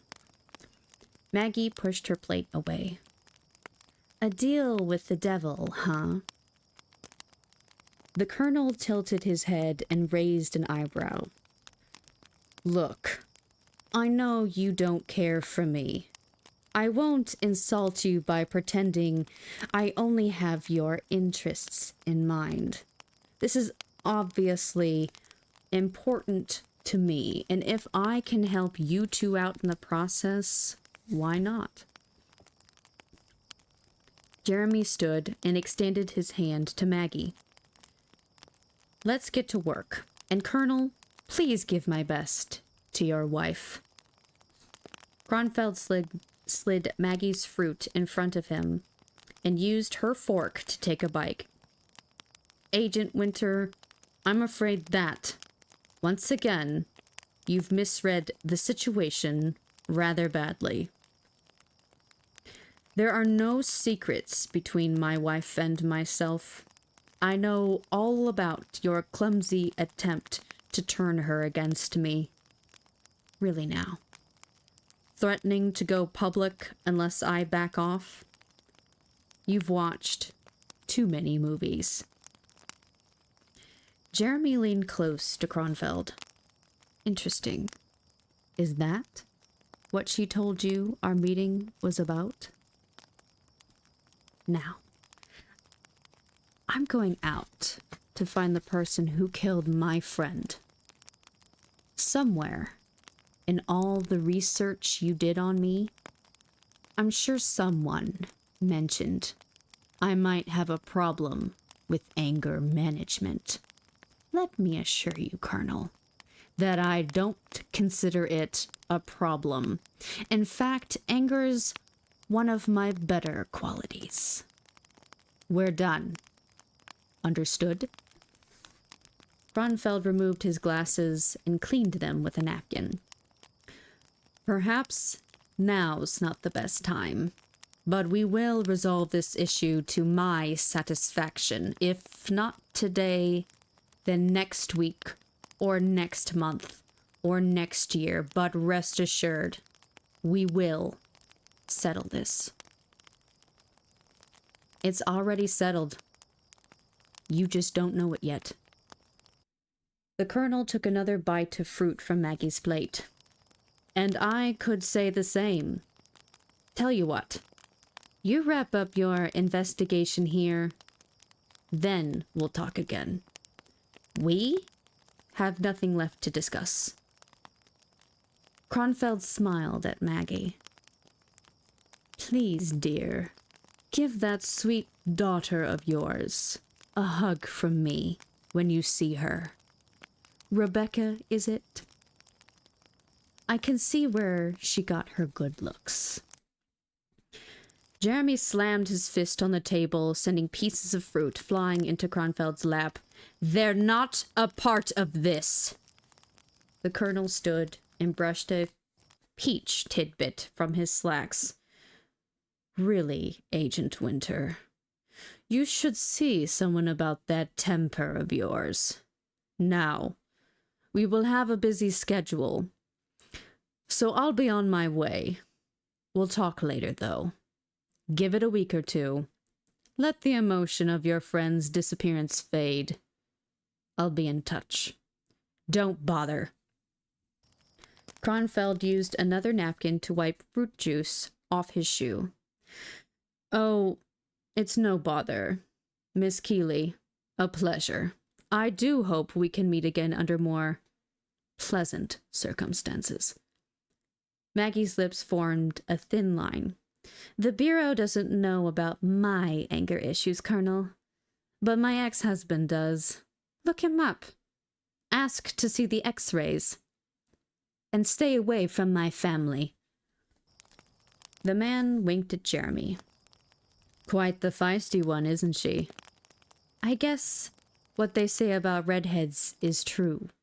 Mother and daughter. Jeremy moved toward the Colonel, stopping inches away. I lost everything once. I won't let it happen again. Maggie grabbed his arm and eased him backwards. Let's go to work, Jeremy. We'll deal with this vermin later. Kronfeld laughed.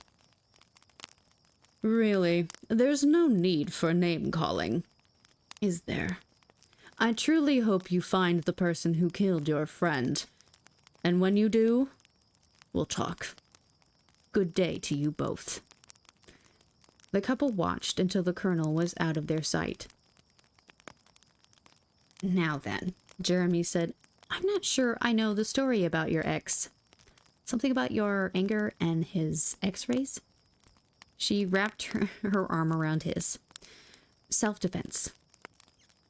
I'm going to guess it only happened once. My ex is many things, but stupid is not one of them. He's a fast learner, slow healer, though. Had to sign the divorce papers with his left hand. He kissed the top of her head. Remind me to stay on your good side. She squeezed his arm. Not too worried about that. Still, I'm pretty sure I could take you if I needed to. He chuckled and poked her side. Yeah, I am too.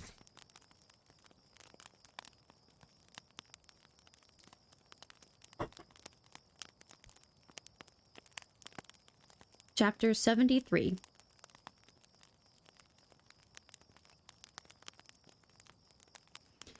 Jeremy drove past the parking area and pulled next to the Miller house. The sun shone low in the sky and bounced off the light frost covering the brown lawn. Smoky whispers of steam drifted from the ground and faded to oblivion.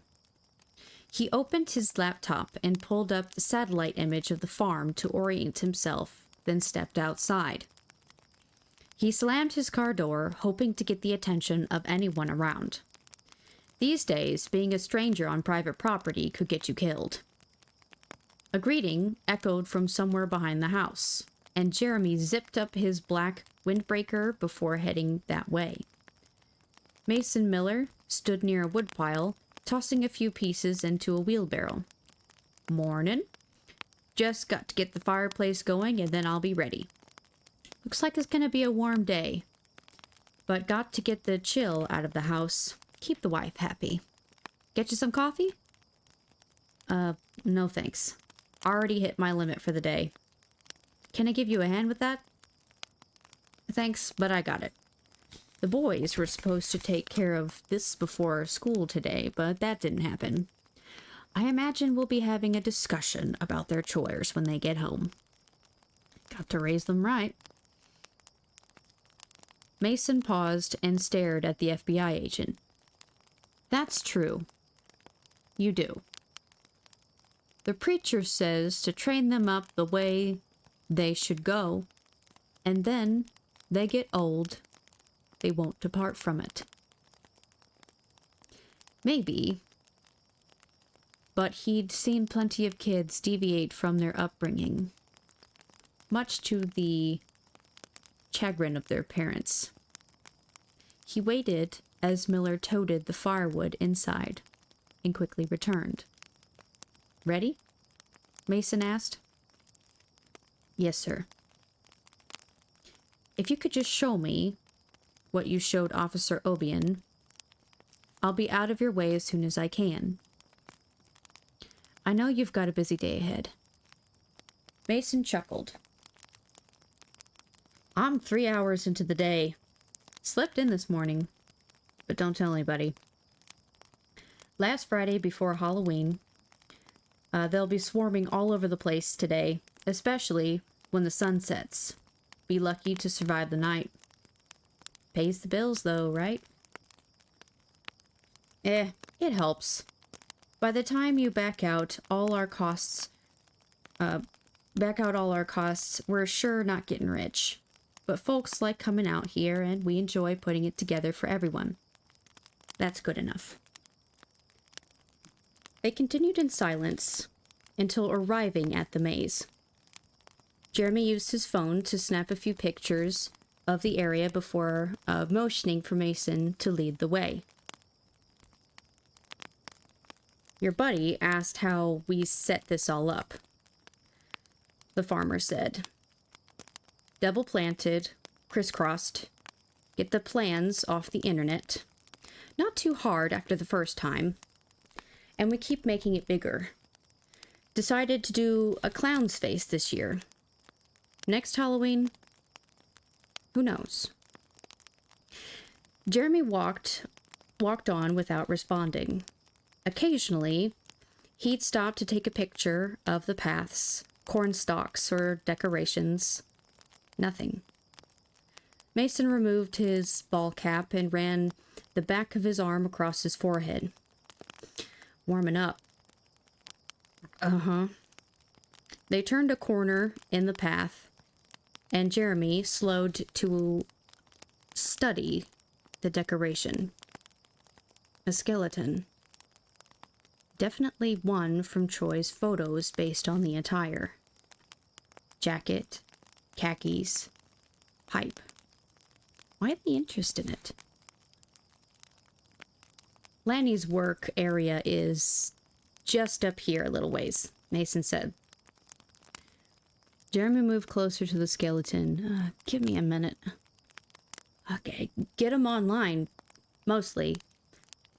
Tried using some of the cheaper ones from Walmart, but they're not heavy enough to hold up in the weather. The skull was clearly heavy-duty plastic. Generic, and no match for the found jawbone. No surprise. Serial killers didn't leave their trophies out in the open. Bet this looks good at night, all lit up in the dark. That's what the folks want to see. Always surprises me that people pay me to scare them, especially the kids. Listen, I don't mean to rush you, but I've got a big day ahead of me. And like I said, I got kind of a late start, so maybe we could... Jeremy snapped a few photos of the area and pointed to the skeleton. Oh, I'm sorry, just one more. Quick selfie with this guy, if you don't mind. Something to send a little girl, you know. She'll love it. Of course, daughter? Jeremy stood by the decorations and stretched his arm, turning the camera until he got the image he wanted. A couple of quick snaps and he placed his phone back in his pocket. No, at least not yet. Not married. They walked farther into the maze. Got plans though, huh? That red-headed FBI agent. Lucky man. Jeremy glanced at the farmer. Oh, sorry, Paula told me about her. I saw you two kiss last night and assumed... Yeah. They came to another skeleton. This one dressed as an old woman. Want to stop here? Mason asked. No thanks. Just show me where Lanny worked, and I'll get out of your way. Okay then.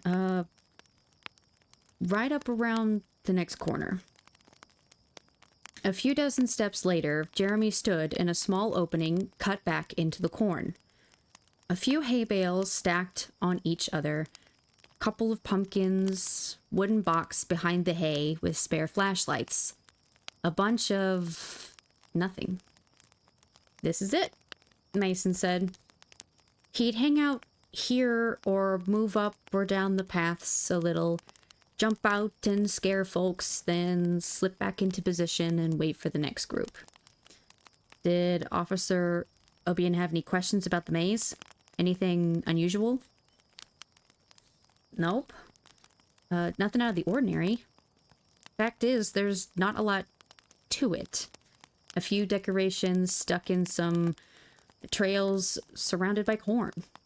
Throw a bunch of dead ends in the mix and you've got all you need. And no idea where the officer went when he left here? Mason shook his head. Sorry. Okay, lead me out of here and I'll get out of your way. I really appreciate your help. Glad to do it. Just hope you find your friend soon. Lanny too. This is usually a quiet community, and we'd sure like it to get back like that. The men exited the maze and strolled toward the house. Best of luck to you, Mason said. Thanks. Hope you guys have a big turnout tonight. Oh, we will. Good weather, no moon. The date night for the high school boys gives their girlfriends an excuse to hold on to them. Jeremy moved down the gravel driveway to his car. What am I missing? Did Troy suspect something here? Maybe ask Miller if it's okay to look around on my own? See how he reacts? Better yet, wait an hour or so, come back, ask his wife. More likely, she'd give permission. He ran a hand along the side of Mason's old pickup truck as he walked past. Dented, rusted, and dirty. The sun was up, bouncing its glory off his windshield. He squinted and shielded his eyes before tossing his jacket into the passenger seat of his car and sliding behind the wheel. What now? The high school would be a waste of time. The DQ no better. Maybe go back to where they found the Jeep? Couldn't hurt. He reached to close the door and froze. Amid the dull grayness of the gravel, a few specks shone brightly. Glass.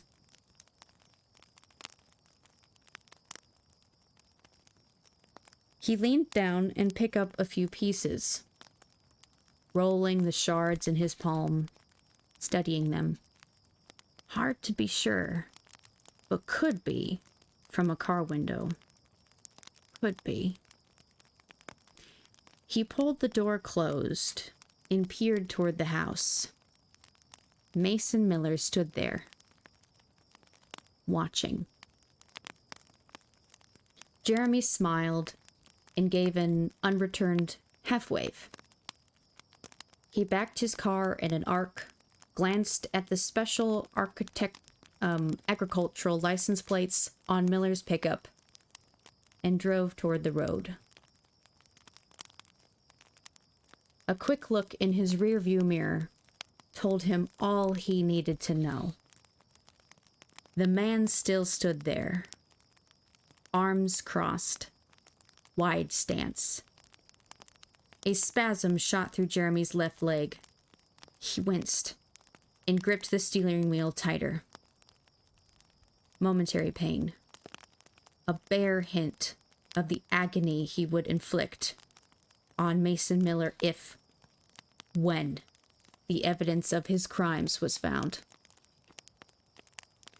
The car bounced through a rut, and he reached over to keep his laptop from sliding onto the floor.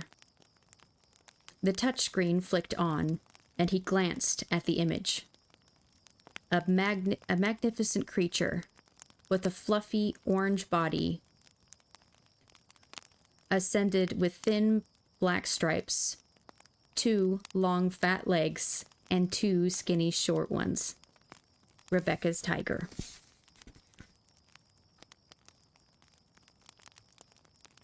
Chapter 74. You can't be sure, Paula said. Mason brushed back the living room curtains and stared out the front windows. I'm sure as I can be. I know what I saw. The FBI agent may not be positive, but he's suspicious enough. Based on what? Some broken glass in the driveway? Good Lord, honey, that's a stretch, don't you think? His whole demeanor changed. I don't know, maybe we missed something last night. She shook her head. No, we didn't. We followed the plan. Replaced every skull with the plastic backup. There's nothing out there that's incriminating. Except the barn. He'll be back. And maybe not alone. Fine.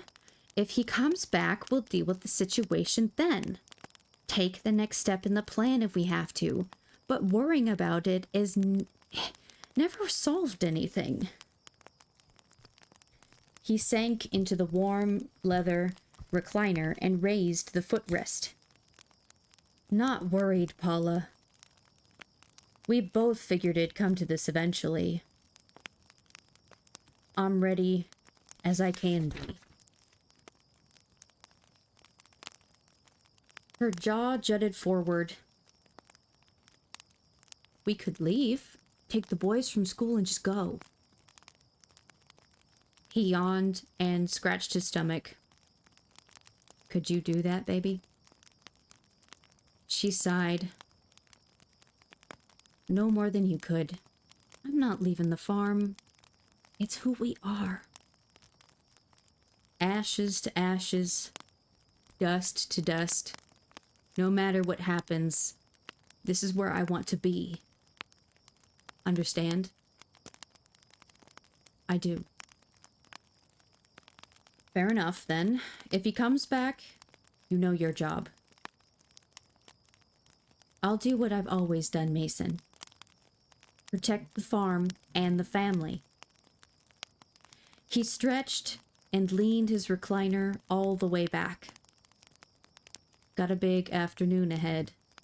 Moving the old tools to the new barn's gonna take a couple hours.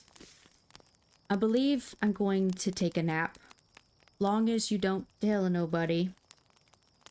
Don't want word getting around that I'm lazy. Paula walked across the room and kissed his forehead. Get some rest. I'll wake you if I need to. Mason snuggled into the chair and closed his eyes. Honey? Yes, dear? I'd like a BLT for lunch. Maybe even 2 of them. Extra bacon? He smiled, laid his hands on his belly, and drifted into a hard sleep. Chapter 75.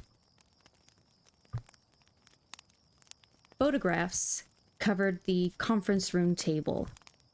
Troy's Jeep, the corn maze, skeletons, the high school, and Mason Miller. Jeremy bent close to 2 of the pictures. No question, they're different. The skulls in Troy's photos are not the ones I saw. That doesn't make sense, Maggie said. Nobody would be stupid enough to put murder victims' skulls on display. Why would you risk it? I'm not quite ready to make that jump yet, but I'm getting there. He probably doesn't see it as a risk. Said he's been doing the maze for years. And if no one's questioned anything before, why worry about it now? But trophies are personal, right? Why share them? Don't know. Remember, though, the killer also took Sarah Goldman's hands, and Barry Thornquist's arm bones, and cut marks. Could be he kept the hands as trophies. The skulls are just a bonus. His way of bragging to the world. That's thin. Maybe we should talk to the local cops.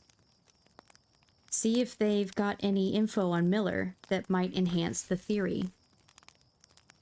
Jeremy scratched his cheek and tapped a finger on one of Troy's photos. Miller's got no criminal record, and I don't want word to get back to him that we're considering him a suspect. We need more. Something that'll get us a warrant. We just have to find it. If he's got the Palmer kid, then the boy's already dead. She bit her bottom lip. Kind of harsh, don't you think? He rubbed her arm. Sorry. But we both know the statistics. And if Miller is a serial killer, another murder won't mean much to him. I know. The way you said it, though, hit me kind of hard. I'm sorry, babe. Listen. We'll head back in a couple of hours. 2 off-duty FBI agents out looking to relax on a Friday night. Check out the maze first, see if anything suspicious turns up. Then you chat with the wife, maybe see if you can tie Miller to some of the locations of the victims. I'll dig around the rest of the public areas, and we'll end the evening with a hayride.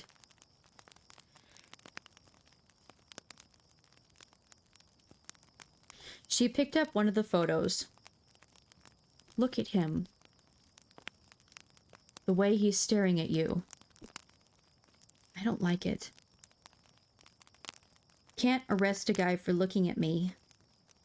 I told him I was taking a selfie to send to Rebecca. He's got no idea I took his picture. She smiled. I'm sorry. I never thought I'd hear you say you took a selfie. It's so not you. I feel like an idiot even saying it. Look at how Miller's standing. Left hand at his side, right hand in his jacket pocket, right foot slightly back. He's ready to go into a shooting stance. Think he's carrying? You think he's not? Doesn't prove anything either way. Permit or not, he's on his own property, and he didn't seem at all nervous. Oh, excuse me. Not a bit. Wasn't very talkative, but so what? Said he had a lot to do, but didn't really seem to be in any huge hurry. And he didn't try to hide anything from me, as near as I could tell. To recap, you've got a few photos that really don't prove anything. Broken glass that the lab confirms probably came from a car window. And a license plate that's the same as a couple hundred other vehicles in Miller's County alone. It's risky going there tonight, Jeremy. Friday before Halloween? They'll be packed.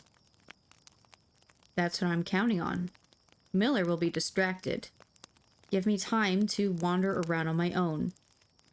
If we find anything, we back off and surveil. Call in the info and get some support before we grab him. Maybe even hold off until tomorrow morning when everyone's gone. Can't do that. If Miller's the guy, he'll know about Troy and the Palmer kid. If there's a chance either of them are still alive, we can't wait. Jeremy scooped the photos into a pile and slid them into a folder. We'll make that call when the time comes. Let's grab some dinner before we go. Barbecue sound good? My treat. She crinkled her nose. Sounds kind of heavy, doesn't it?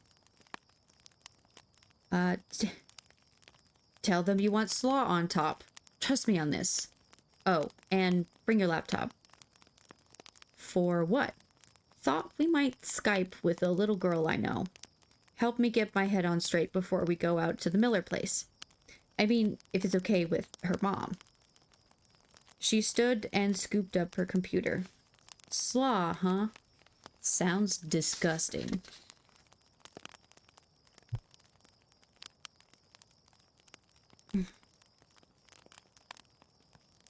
Chapter 76.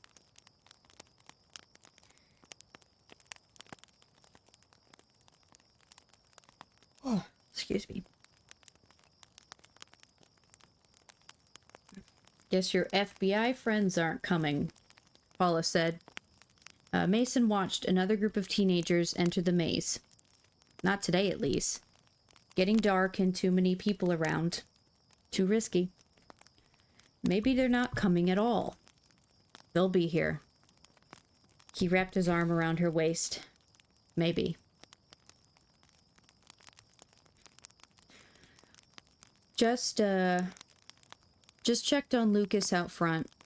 The parking area is full, and he's directing people into the field beside the house. Looks like it's going to be a record night. Where's Andy?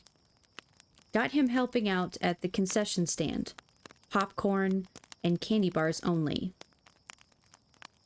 He spills too many of the drinks. Uh-huh. It might be a record night, but I imagine that boy will eat up our profits in Snickers and Baby Ruths. They stood in silence and watched the crowd, listening to the laughter, punctuated by the occasional scream from within the corn maze, feeling the gusty breeze as it rolled over their land. Mason sighed. Wouldn't have it any other way, Paula. She sniffled and wiped her eyes. Me neither, honey. You're a good man. Good father and husband. He pulled her closer and nuzzled his face in her hair. Enough of that foolishness. Folks will be thinking we've gone soft or something. Don't much care what they think. He swatted her rear. I know, baby. Now let's get to work. I'm going to check on the maze. You best get Andy away from the concession stand, or we'll be hauling him to the hospital to get his stomach pumped. She rolled her eyes, took a step, then froze. Mason followed her gaze. They're here. Chapter 77. How much? Jeremy asked the teenage girl, sitting behind a table at the maze entrance. $10 each, she said. Seems kinda steep. Maggie swatted his arm. You're not going to find a cheaper date than me. Pay her. Jeremy handed over a 20, and the girl pushed 2 flashlights towards him. She placed the cash in a metal box and spouted her spiel. We'll blow an air horn when we're getting ready to close. If you're still stuck in there, someone will guide you out. That's a few hours away, though.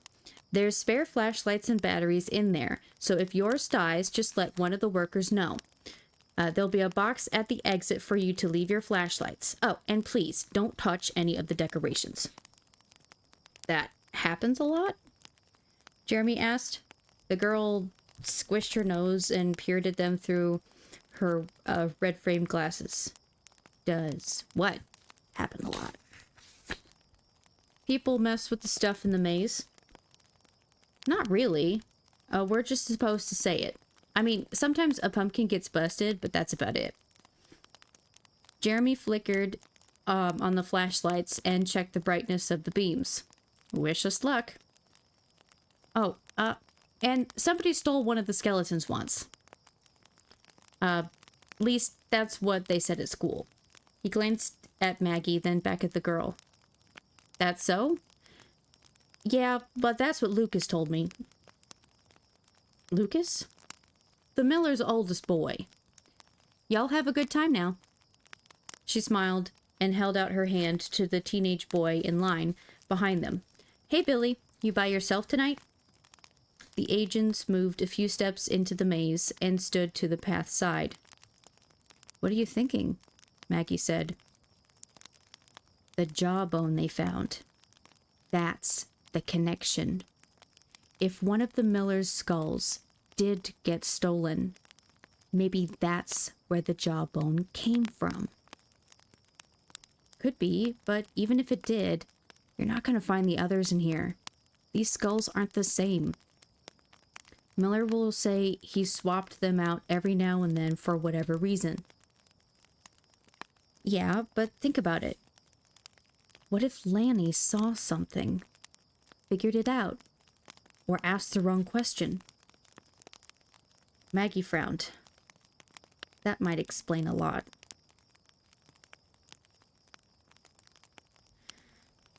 Like, why Miller would strike so close to home.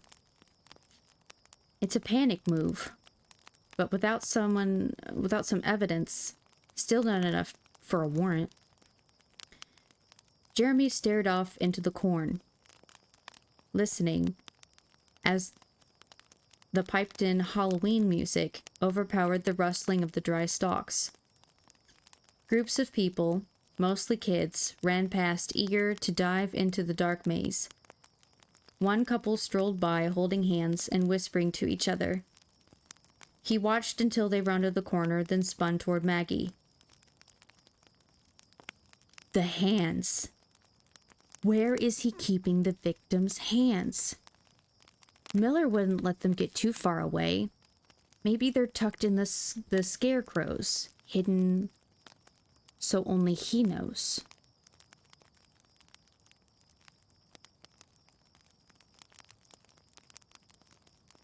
Why would he? Same reason as the skulls. The thrill. Knowing that all these people see his work but don't understand who he is. It's his way of getting the publicity virtually all serial killers crave. Maggie took a step into the maze. Simple enough to check out and won't need a warrant. He grabbed her arm. No, I don't want us both to be in here if something does turn up. You go back, tell that girl you forgot your phone in the car. Make a call and see if you can get a few more people out here in case we need them. Jeremy, look around you. It'd be too obvious if we brought out more cops. Besides, there's no way we could control the scene if we had 100 officers out here. Too many people around, and half of them are probably armed. That's the way it is around here. I say we check out the maze and see if we find anything. If we do, we come back in the morning when there's no crowd. No. Gives him time to dispose of evidence. If he thinks we're on to him, the longer we wait, the worse our chances. These kids are going to be out here for another few hours at least. If the evidence is in the open, Miller's not going to be able to do anything until they're gone.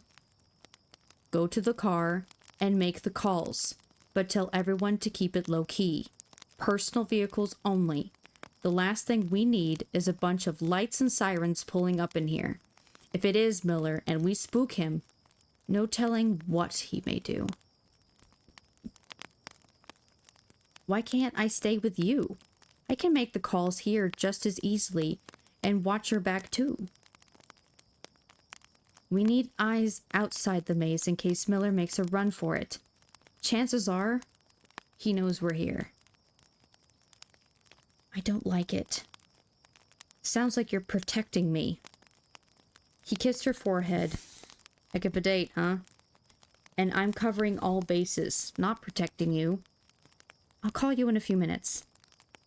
Jeremy waited until he was out of the maze before heading to the first scarecrow. The crowd thinned out the farther he walked, but running kids bumped into him often. He kept the palm of his right hand pressed against his pistol just in case. Flashlight beams bounced across openings in the paths. Stars popped in and out of view as thin clouds floated across the sky. A teenage zombie leapt at Jeremy, then retreated after getting no reaction. There were far scarier things on his mind tonight. The first skeleton was just as he'd seen it. A couple handed him their phone and asked him to take their picture with the decoration. He smiled, obliged, and told them to have fun. The setting seemed different at night, much more realistic. A spotlight cast shadows that fought against the LED lights inside the skull. The skeleton's teeth scowled or grinned, depending upon your mood. He massaged the scarecrow's arms, squeezing and twisting the shirt until he was sure. Nothing but hay. He ignored the noise from passing teenagers and ran his hand inside the shirt and pants. Still nothing. 3 scarecrows later, the story was the same. Hay-stuffed shirts and pants. Plastic skulls. Good luck getting a judge to issue a warrant with what they had now. Time to find his way out of the maze and talk to Maggie. Have her casually chat with Paula Miller, while he scoped out the rest of the operation. He stood on tiptoe and strained to see above the corn. Useless. He'd find one of the teenage zombies to get them to show him out. Might all be for the best anyway. So many people here that it'd be impossible to ensure everyone's safety. If the two of them didn't come up with anything tonight, there was always... He froze. The laughter and yelling and music and screams faded into the background. Strong gusts shoved thicker clouds across the sky and obscured the moon. The same wind carried a message to Jeremy that things had just become much more complicated. An unmistakable odor. Deadly. Smoke.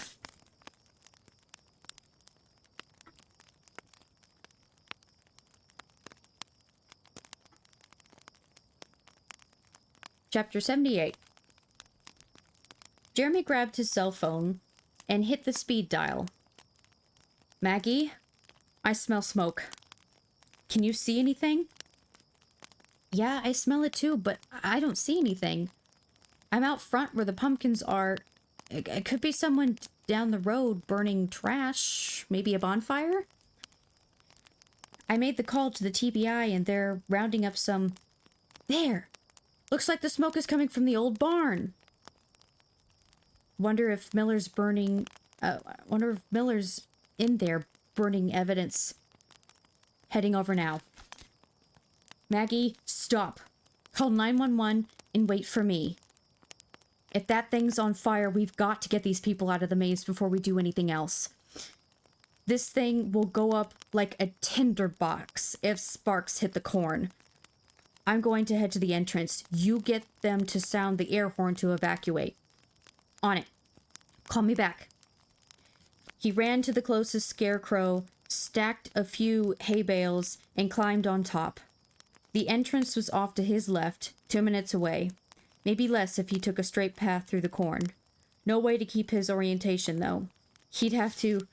An orange flicker caught his eye. Flames licked through the openings between the old barn's boards and fought to climb higher. The wind was in his face, and already tiny specks of ash drifted to the flashlight's beam. Another group of kids passed him, laughing and oblivious to the danger. No more time. These people needed to get out of the maze now. A screech shot across the field. The air horn. Maggie. The teenagers paused and looked confused before ignoring the signal and continuing into the maze. The music stopped, and another squawk echoed through the maze. This time, a few kids yelled that it was too early to close. Others stood around, confused by what was happening. The cindery odor grew stronger by the second.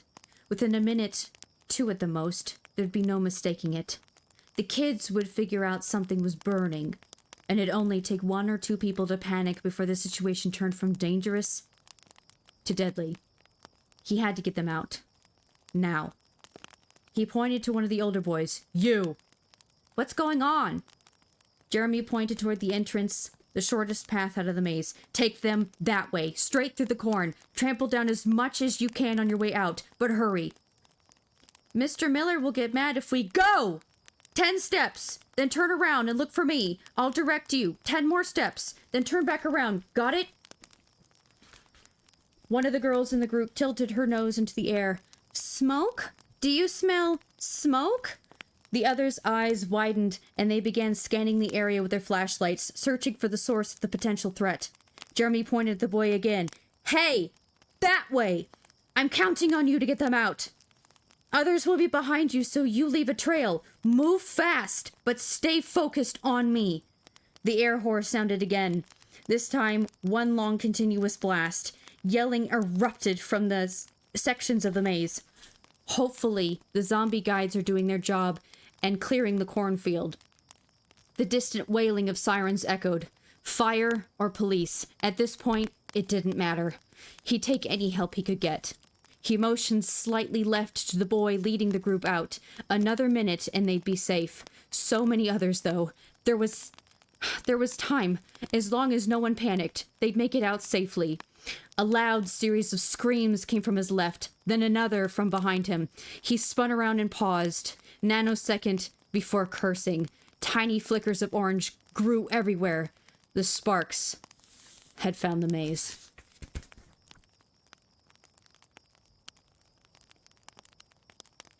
Chapter 79.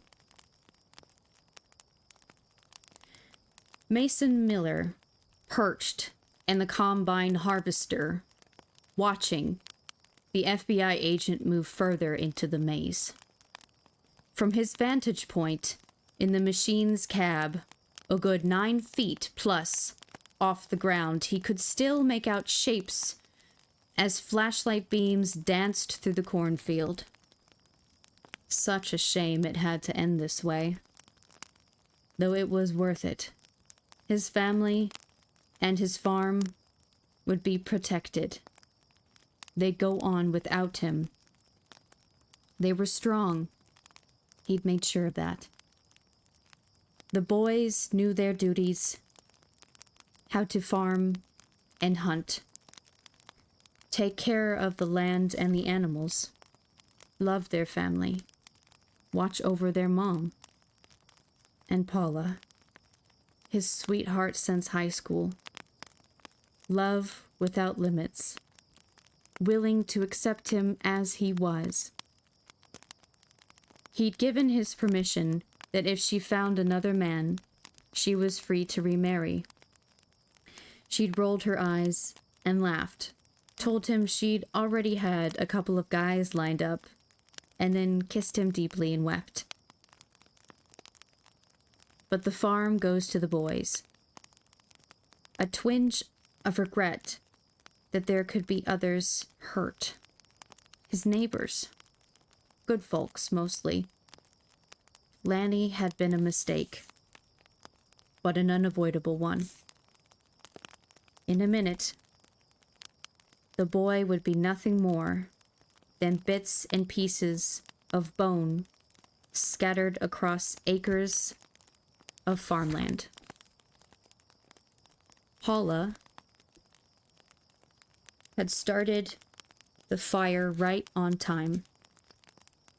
Anything they feared might not be completely destroyed otherwise. Clothes, shipping boxes, Troy Obion, had been soaked in gasoline and ignited. The barn would be an inferno before long. There'd be no evidence Paula had ever been in there. All that money wasted on the metal roof, though. Couldn't be helped. A high-pitched squeal sounded, and Mason squinted toward the maze entrance. Someone had signaled a warning. No matter. He sighed and picked up his cell phone. Funny what you could learn on the internet. All you had to do was search for stories on the Oklahoma City bombing back in 1995, and you'd learn most of what you'd need to know. All you needed was a detonator, some fertilizer, a diesel fuel mixture, and nitromethane. All fairly easily obtained by a farmer. Another blast of the air horn. His eyes watered, and he pulled his lips into his mouth. His granddaddy's barn. Built by hand and made to last. Could survive anything short of a tornado. Or a bomb blast. One continuous shriek of the air horn. Mason cleared his throat and sat up straight. He cranked the combine and switched on the overhead lights, illuminating a section of the maze. Some kids still wandered about, either ignoring the warnings or confused about the way out. A couple of them turned toward him and began moving toward the combine. By now, Paula would have their kids safely away from the danger. He shook his head and dialed the phone number for the detonator, pausing before he hit the send button. The barn, built by hand, by his grandfather was about to disappear with a simple press of his finger. The materials he labored to get into the root cellar would destroy everything down there. Tubs and beetles and tools and the freezer and any evidence of his activity. There'd be no trace of Paula anywhere in the barn. Plausible deniability for her. He'd have to close his eyes so he wouldn't see that piece of his heritage destroyed. The barn would remain in his memory for the next few minutes until his own death. The FBI agents made it easy. He'd attack them, maybe even kill the man or his girlfriend. There'd be no joy in it, no pleasure. Simply a necessary act in order to ensure the outcome he wanted. Death by cop sounded so much better than suicide. Made him appear crazy, like he was imbalanced or something. That he'd give the boys something to hold on to until they were ready. The crowd in the maze seemed to be moving quicker now. Some running toward the barn, others away from it. Time to go. Closed his eyes and pushed the send button. Oh, sorry I missed your daily dab. Eli, welcome in. I hope your Saturday is going splendid. And also thank you for the lurk. Ray, welcome in as well.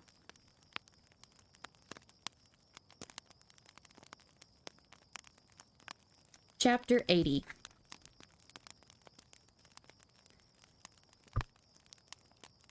Not where he'd been a second ago. That's all Jeremy knew. Flat on his back. No noise, save a dull ringing in his ears. Smell of fire. Gunpowder. Another grenade. The dark Afghanistan sky overhead. Pain in his... everywhere. He forced his head to turn to the side. Nothing except a few dark strands of something. He blinked several times. Had to get his weapon. Get ready in case more came. His right hand dragged across scratchy vegetation. Not right. Something's not right. He grabbed a handful and lifted it to his face. Blink. Concentrate. Corn stalks. Not Afghanistan. But the maze. Flattened as far as he could see. What? Kids. Maggie. Got to go. Get moving. Find help. He pushed himself into a sitting position, gasped, and fell backward. His brain performed triage. Metallic taste of blood. Chest and stomach felt like he'd swallowed razors. Legs were there, but ignoring him. Arms cooperating. He felt for his phone. Gone. Flipped his head the other way. A light. Bright. High. Coming directly toward him. Chapter 81. Mason dabbed at the blood on his forehead. He'd hit the steering wheel hard, though hadn't lost consciousness. His fault. He'd badly misjudged the size of the blast, overcompensated for the depth of the root cellar.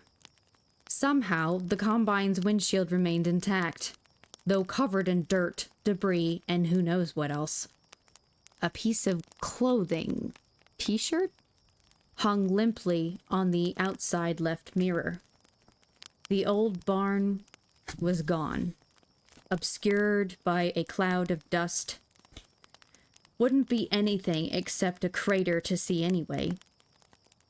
The explosion would have ripped everything apart, sending wood, shrapnel in every direction. The cast iron stove might have survived, but he didn't see how anything else could have. Bits of that cop and Lanny and Sarah and Blue Shirt and Catherine Mae Blackston and everyone else now scattered over rich farmland. Ashes to ashes, dust to dust. People to fertilizer. Car alarms echoed across the field. Lights from inside the house cast a dim circle around the home, revealing broken windows. Soon, the farm would be covered with emergency personnel. 2 things. That's all he wanted. First, Paula and the kids surrounded by friends. Comforted. Consoled. Told they couldn't have known. It wasn't their fault. It'll take time, but they'll get over it. Second, that any cops or FBI agents who showed up were good shots. Don't let the prey suffer. He put the combine in gear, switched on the cab's interior light, and moved toward what remained of the maze. People were stirring now, staggering around, helping others. That's what neighbors did. A few waved at him, motioned for help. He ignored them and kept moving, searching. The male FBI agent had to be somewhere in this area. The blast would have blown him toward Mason, though how far was anyone's guess. No bodies on the ground. Good.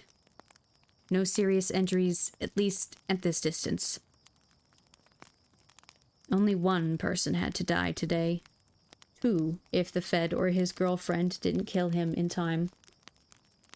But he was ready. A farmer, working his land, harvesting his crop. No better way to die.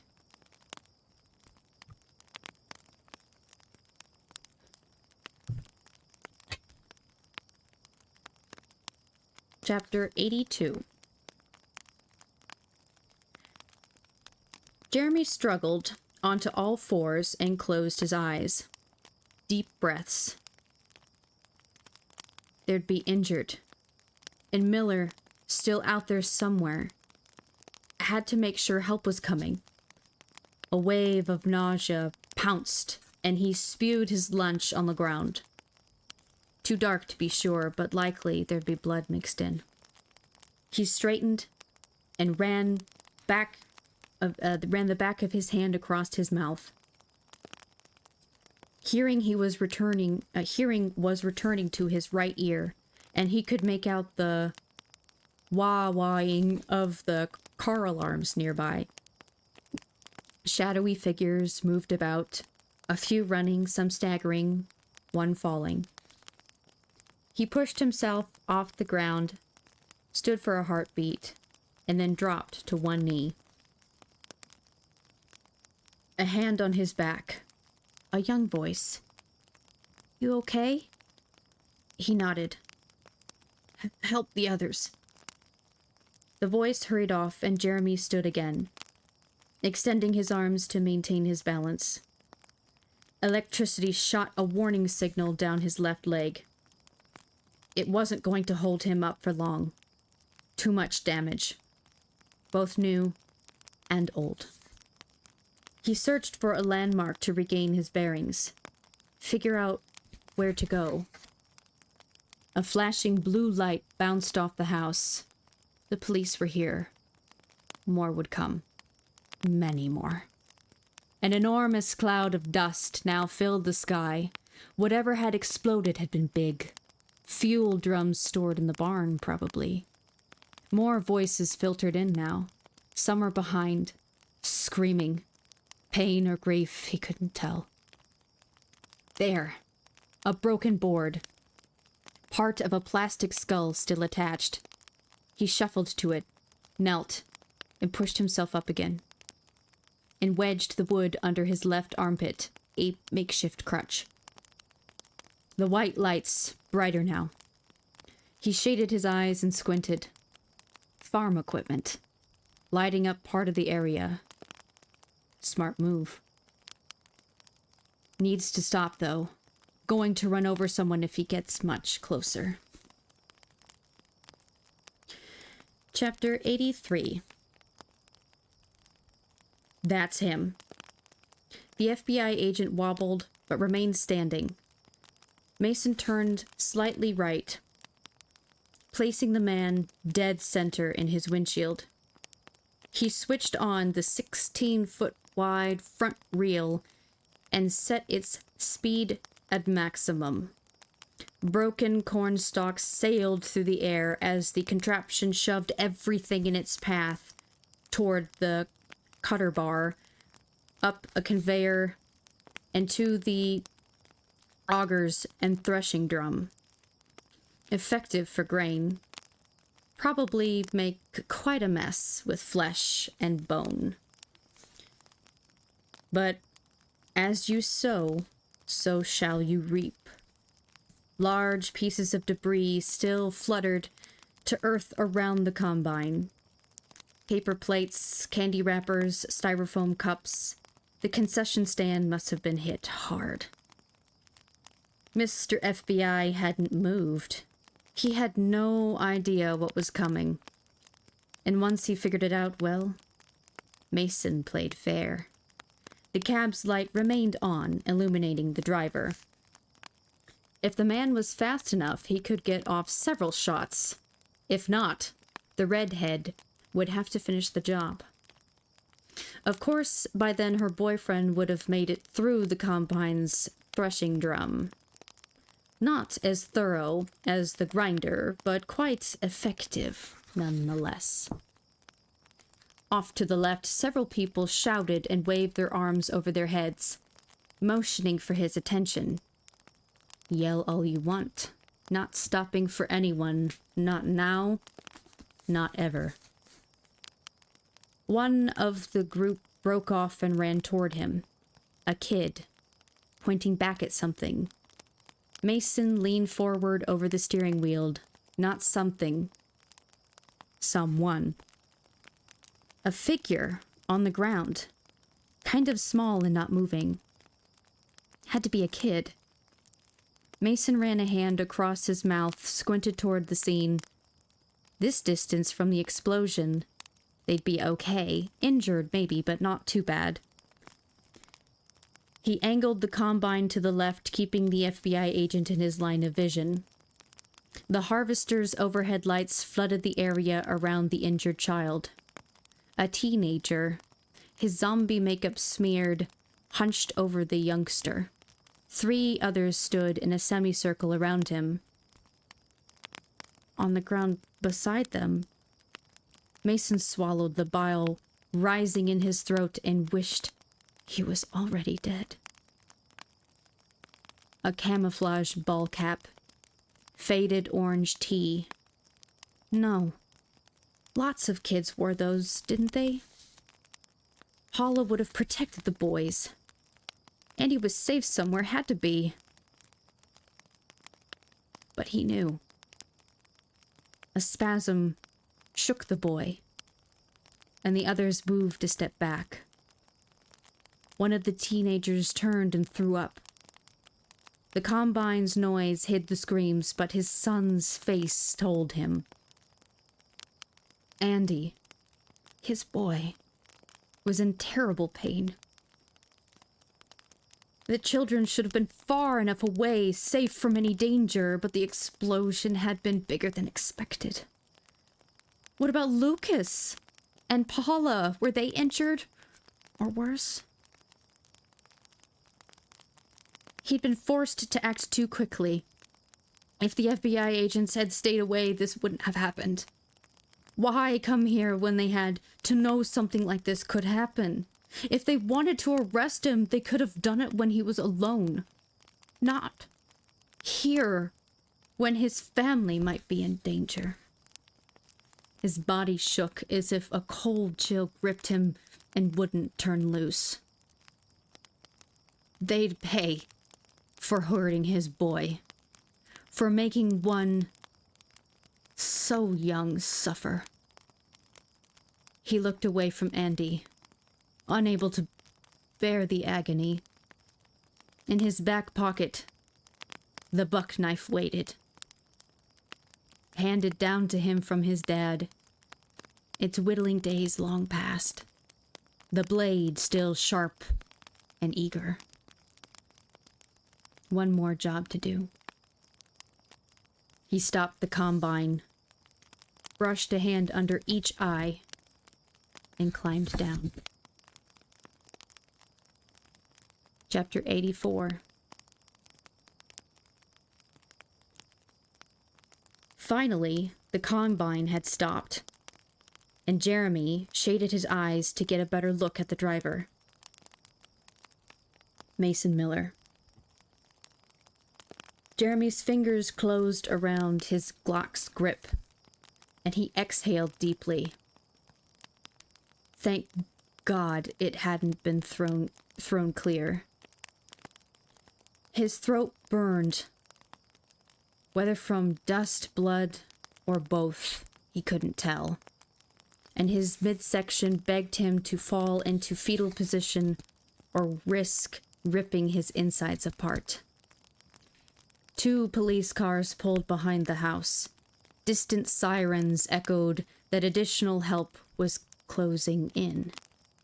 Within minutes, the confusion of the blast was going to give way to the chaos of emergency personnel. Sporadic yelling surrounded him. Some calling names, others crying for help. Smoldering pockets of corn stalks and barn wood dotted the field. People began to fan out, looking for help. Miller climbed down from the machine and hurried toward a group of 3 or 4 people. Teenagers from the size of them. If he got hostages, even without the pain looping through his body, no way Jeremy could hit him from here. Not at this range in these conditions. He had to buy time, get closer. Jeremy fired a shot into the air. Miller turned toward him and slowed. The newly arrived cops squatted and pulled their weapons, sweeping the field for the source of the gun shop. Jeremy! Maggie. Good. He raised his hand. Don't shoot! She yelled. He's FBI! Miller held both hands in the air and jerked his head toward the body on the ground. That's my boy! I need to see him! Jeremy shuffled closer. The board splintered, digging into his palm. Get on your knees. Now. Mason shook his head. I can't do that. Got to take care of my boy. Maggie? With you, she answered. Jeremy cut his eyes toward the police cars. Maggie was moving toward the suspect, flanked by 2 local cops. Miller, he said, enough people have been hurt today. Get on the ground, so we can come get help in here for your son. The group around the fallen figure began to back away toward Maggie, their bodies in her line of sight. Near the house, a scream pierced the air and a woman dashed toward Mason. One of the cops grabbed her and held her back. The screaming faded into sobs. That you, Paula? Mason hollered. Just stay back now. I'm sorry about all this. Real sorry. Jeremy edged closer. Your family's hurt. We can help them. You just need to back away so we can secure the area. We'll take care of them. Promise. Need to see how bad the boy's hurt first. Got to know. Just stop. No closer. People are on the way. Paramedics will fly him to Memphis. Make sure he gets whatever care he needs. Mason edged towards his son. I won't let him suffer. Can't do that. I understand, but I can't let you get any closer to him. Stop now. Get on the ground and let us help your son.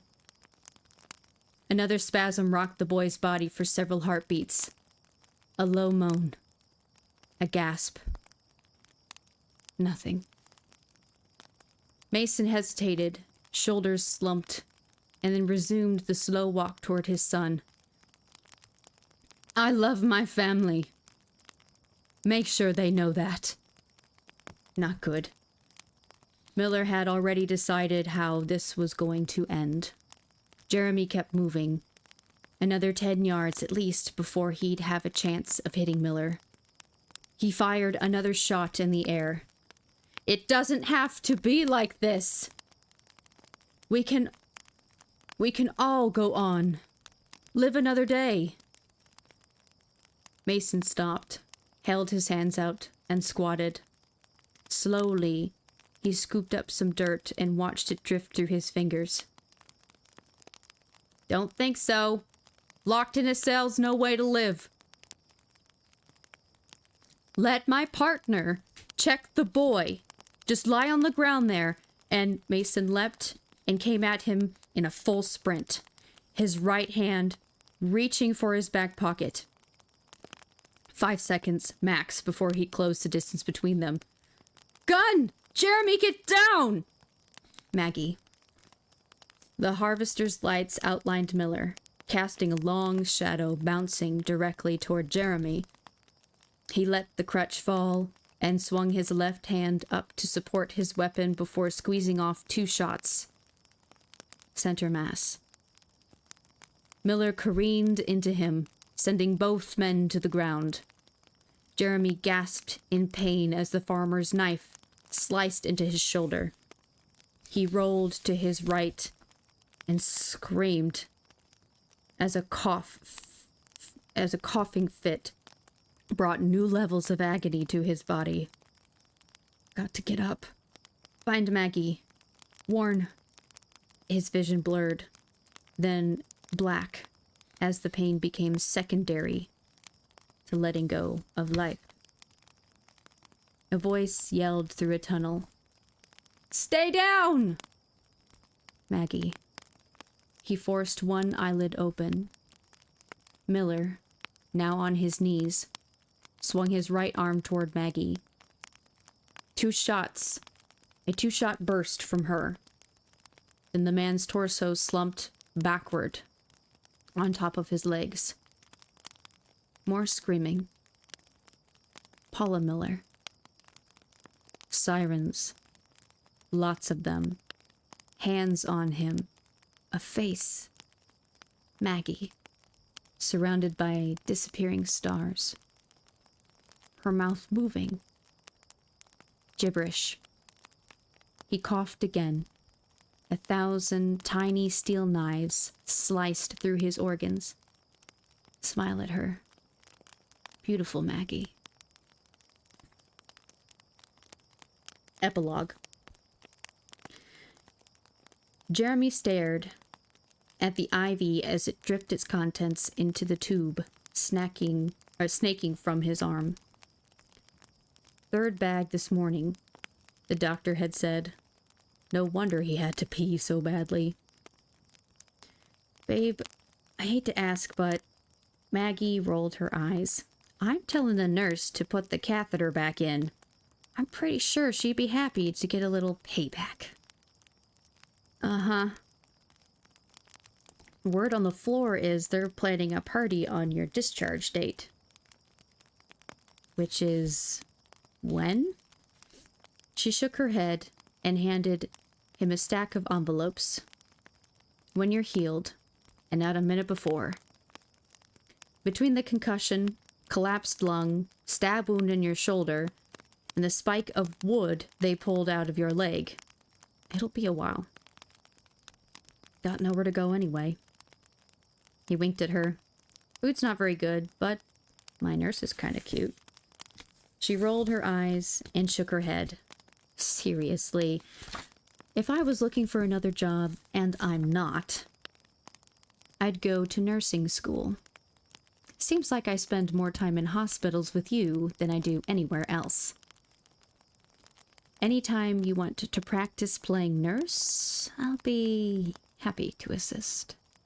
She blushed briefly. Easy there. Don't want to get that heart rate up. He yawned and stretched his arms. Whatever you say, nurse. Anything new on Miller's wife? Nope. She's sticking to her story that she had no idea what he was doing. You buy that? I'd like to, but I don't. Maybe it's because I'm a mother too. Watching her bury her son was tough. But the crime scene techs will be at their farm for at least another month. If there's evidence of her involvement, maybe they'll find it. Doubt it, though.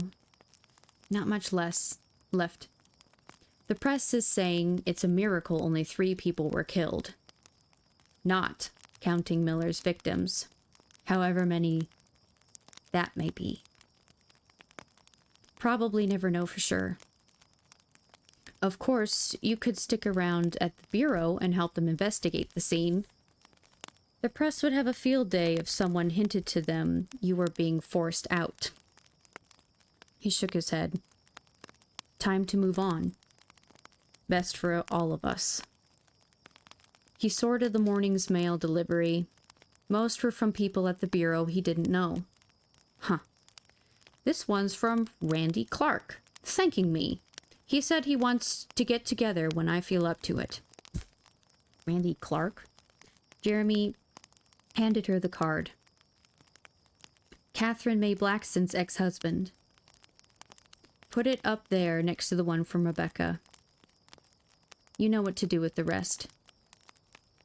Maggie dropped the cards in the trash. What's in the big envelope? No return address. He tore it open and pulled out the contents. 3 pages. Official forms with redacted information. He scanned them quickly and pulled a post-it note from the last page. The heart rate monitor alarm sounded, and Jeremy ground his teeth together. Maggie's forehead creased, and she scooted closer. What is it? We've got a problem. He handed her the post-it note. She read it, frowned, and tossed the crumpled paper into the garbage can. Get well soon, Colonel Ramsey Kronfeld. And that, my friends... Whoopsie. Didn't realize I didn't turn my camera back on. Luckily, I remembered to unmute my microphone. But that, my friends, is the end of Coming of Winter.